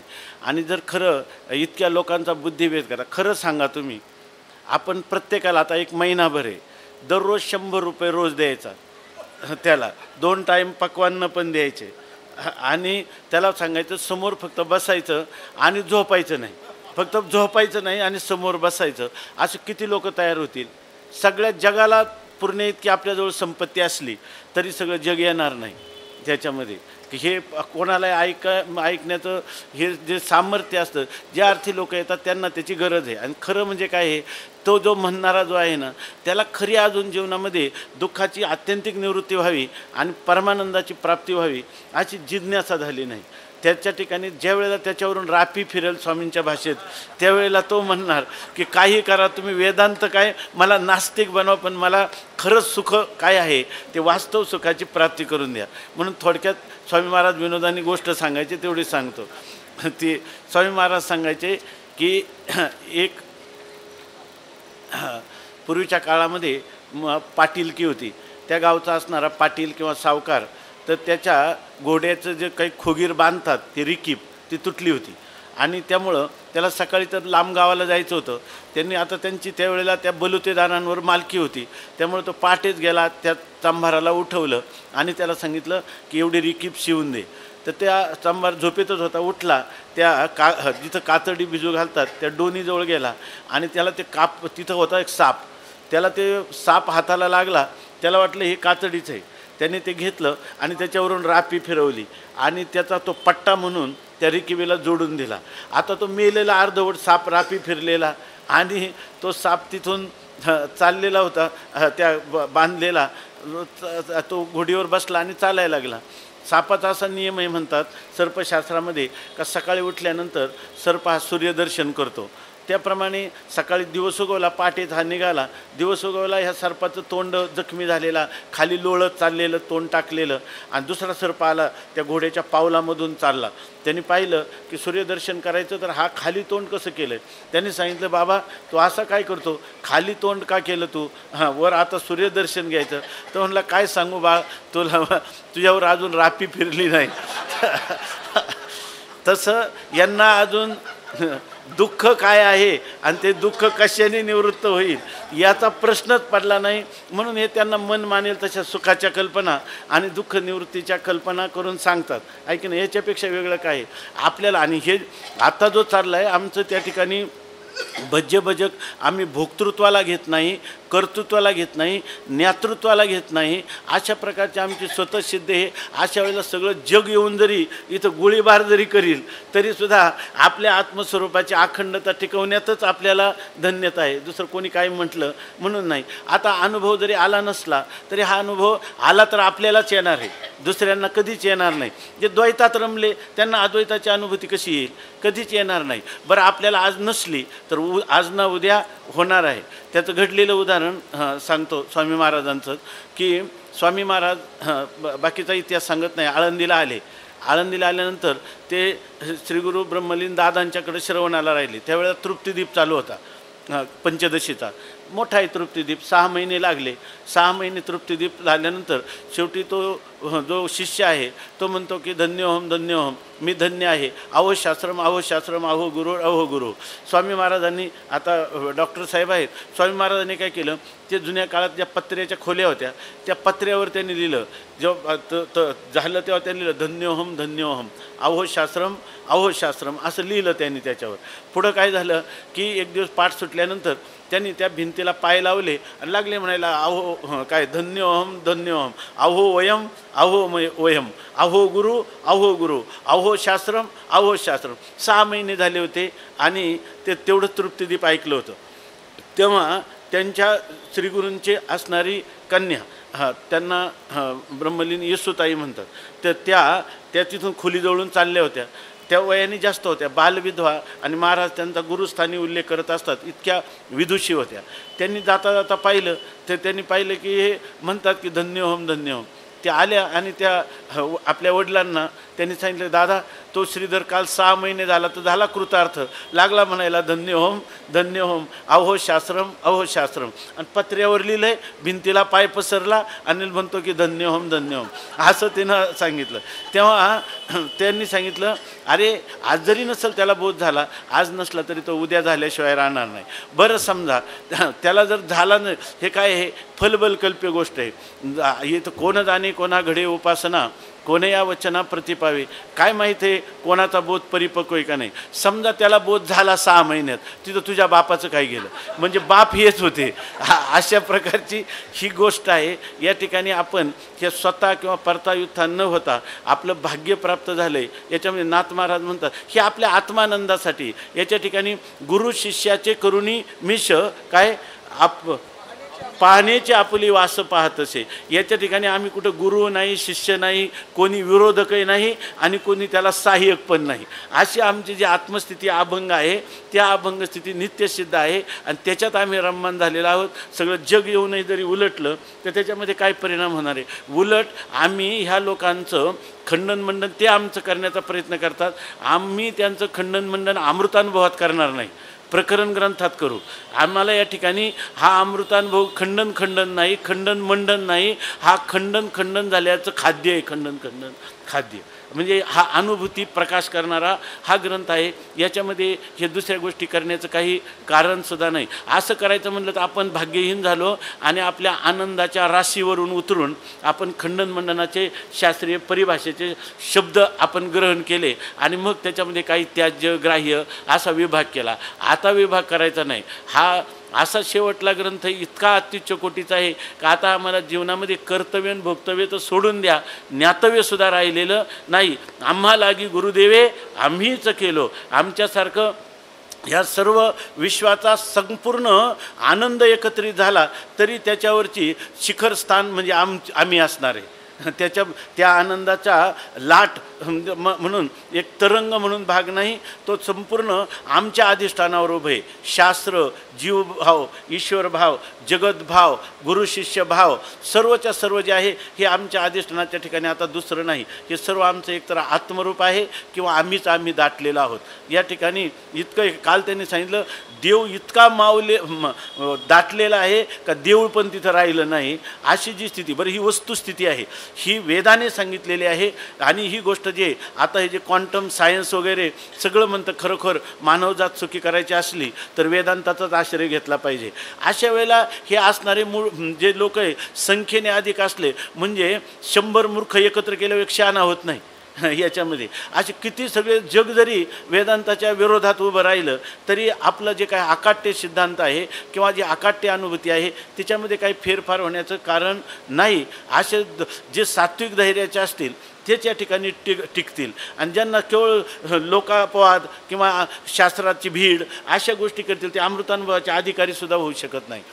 ते कोणत्या एखाद्या दार्शनिक पुट देण्याची सवय लागलेली, पूर्वमीमांसा असं म्हणतं, न्याय असं म्हणतं, वेदांत असं म्हणतो, परंतु हे इथं सरतच होत नाही काही.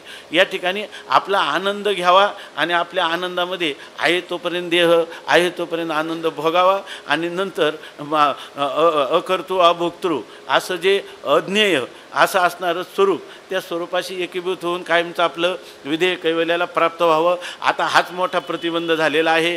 आपल्याला विधेय रूपतेचा निश्चय आहे पण विधेय रूपता नाही. नाही, बरं विलास पण काही नाही. कारण ह्या ग्रंथामध्ये टीकेमध्ये एक शब्द आला, मार्गप्रवाही आले, वाट्यालाच आलेले. ज्ञान होऊन सुद्धा काही मेला नाही, जिवंत राहिला. परंतु त्या ठिकाणी असं मात्र करू शकतो का दुःख ते कैचे नये स्वप्नाशी, असं मात्र करू शकतो आनंदाचे डोही आनंद तरंग.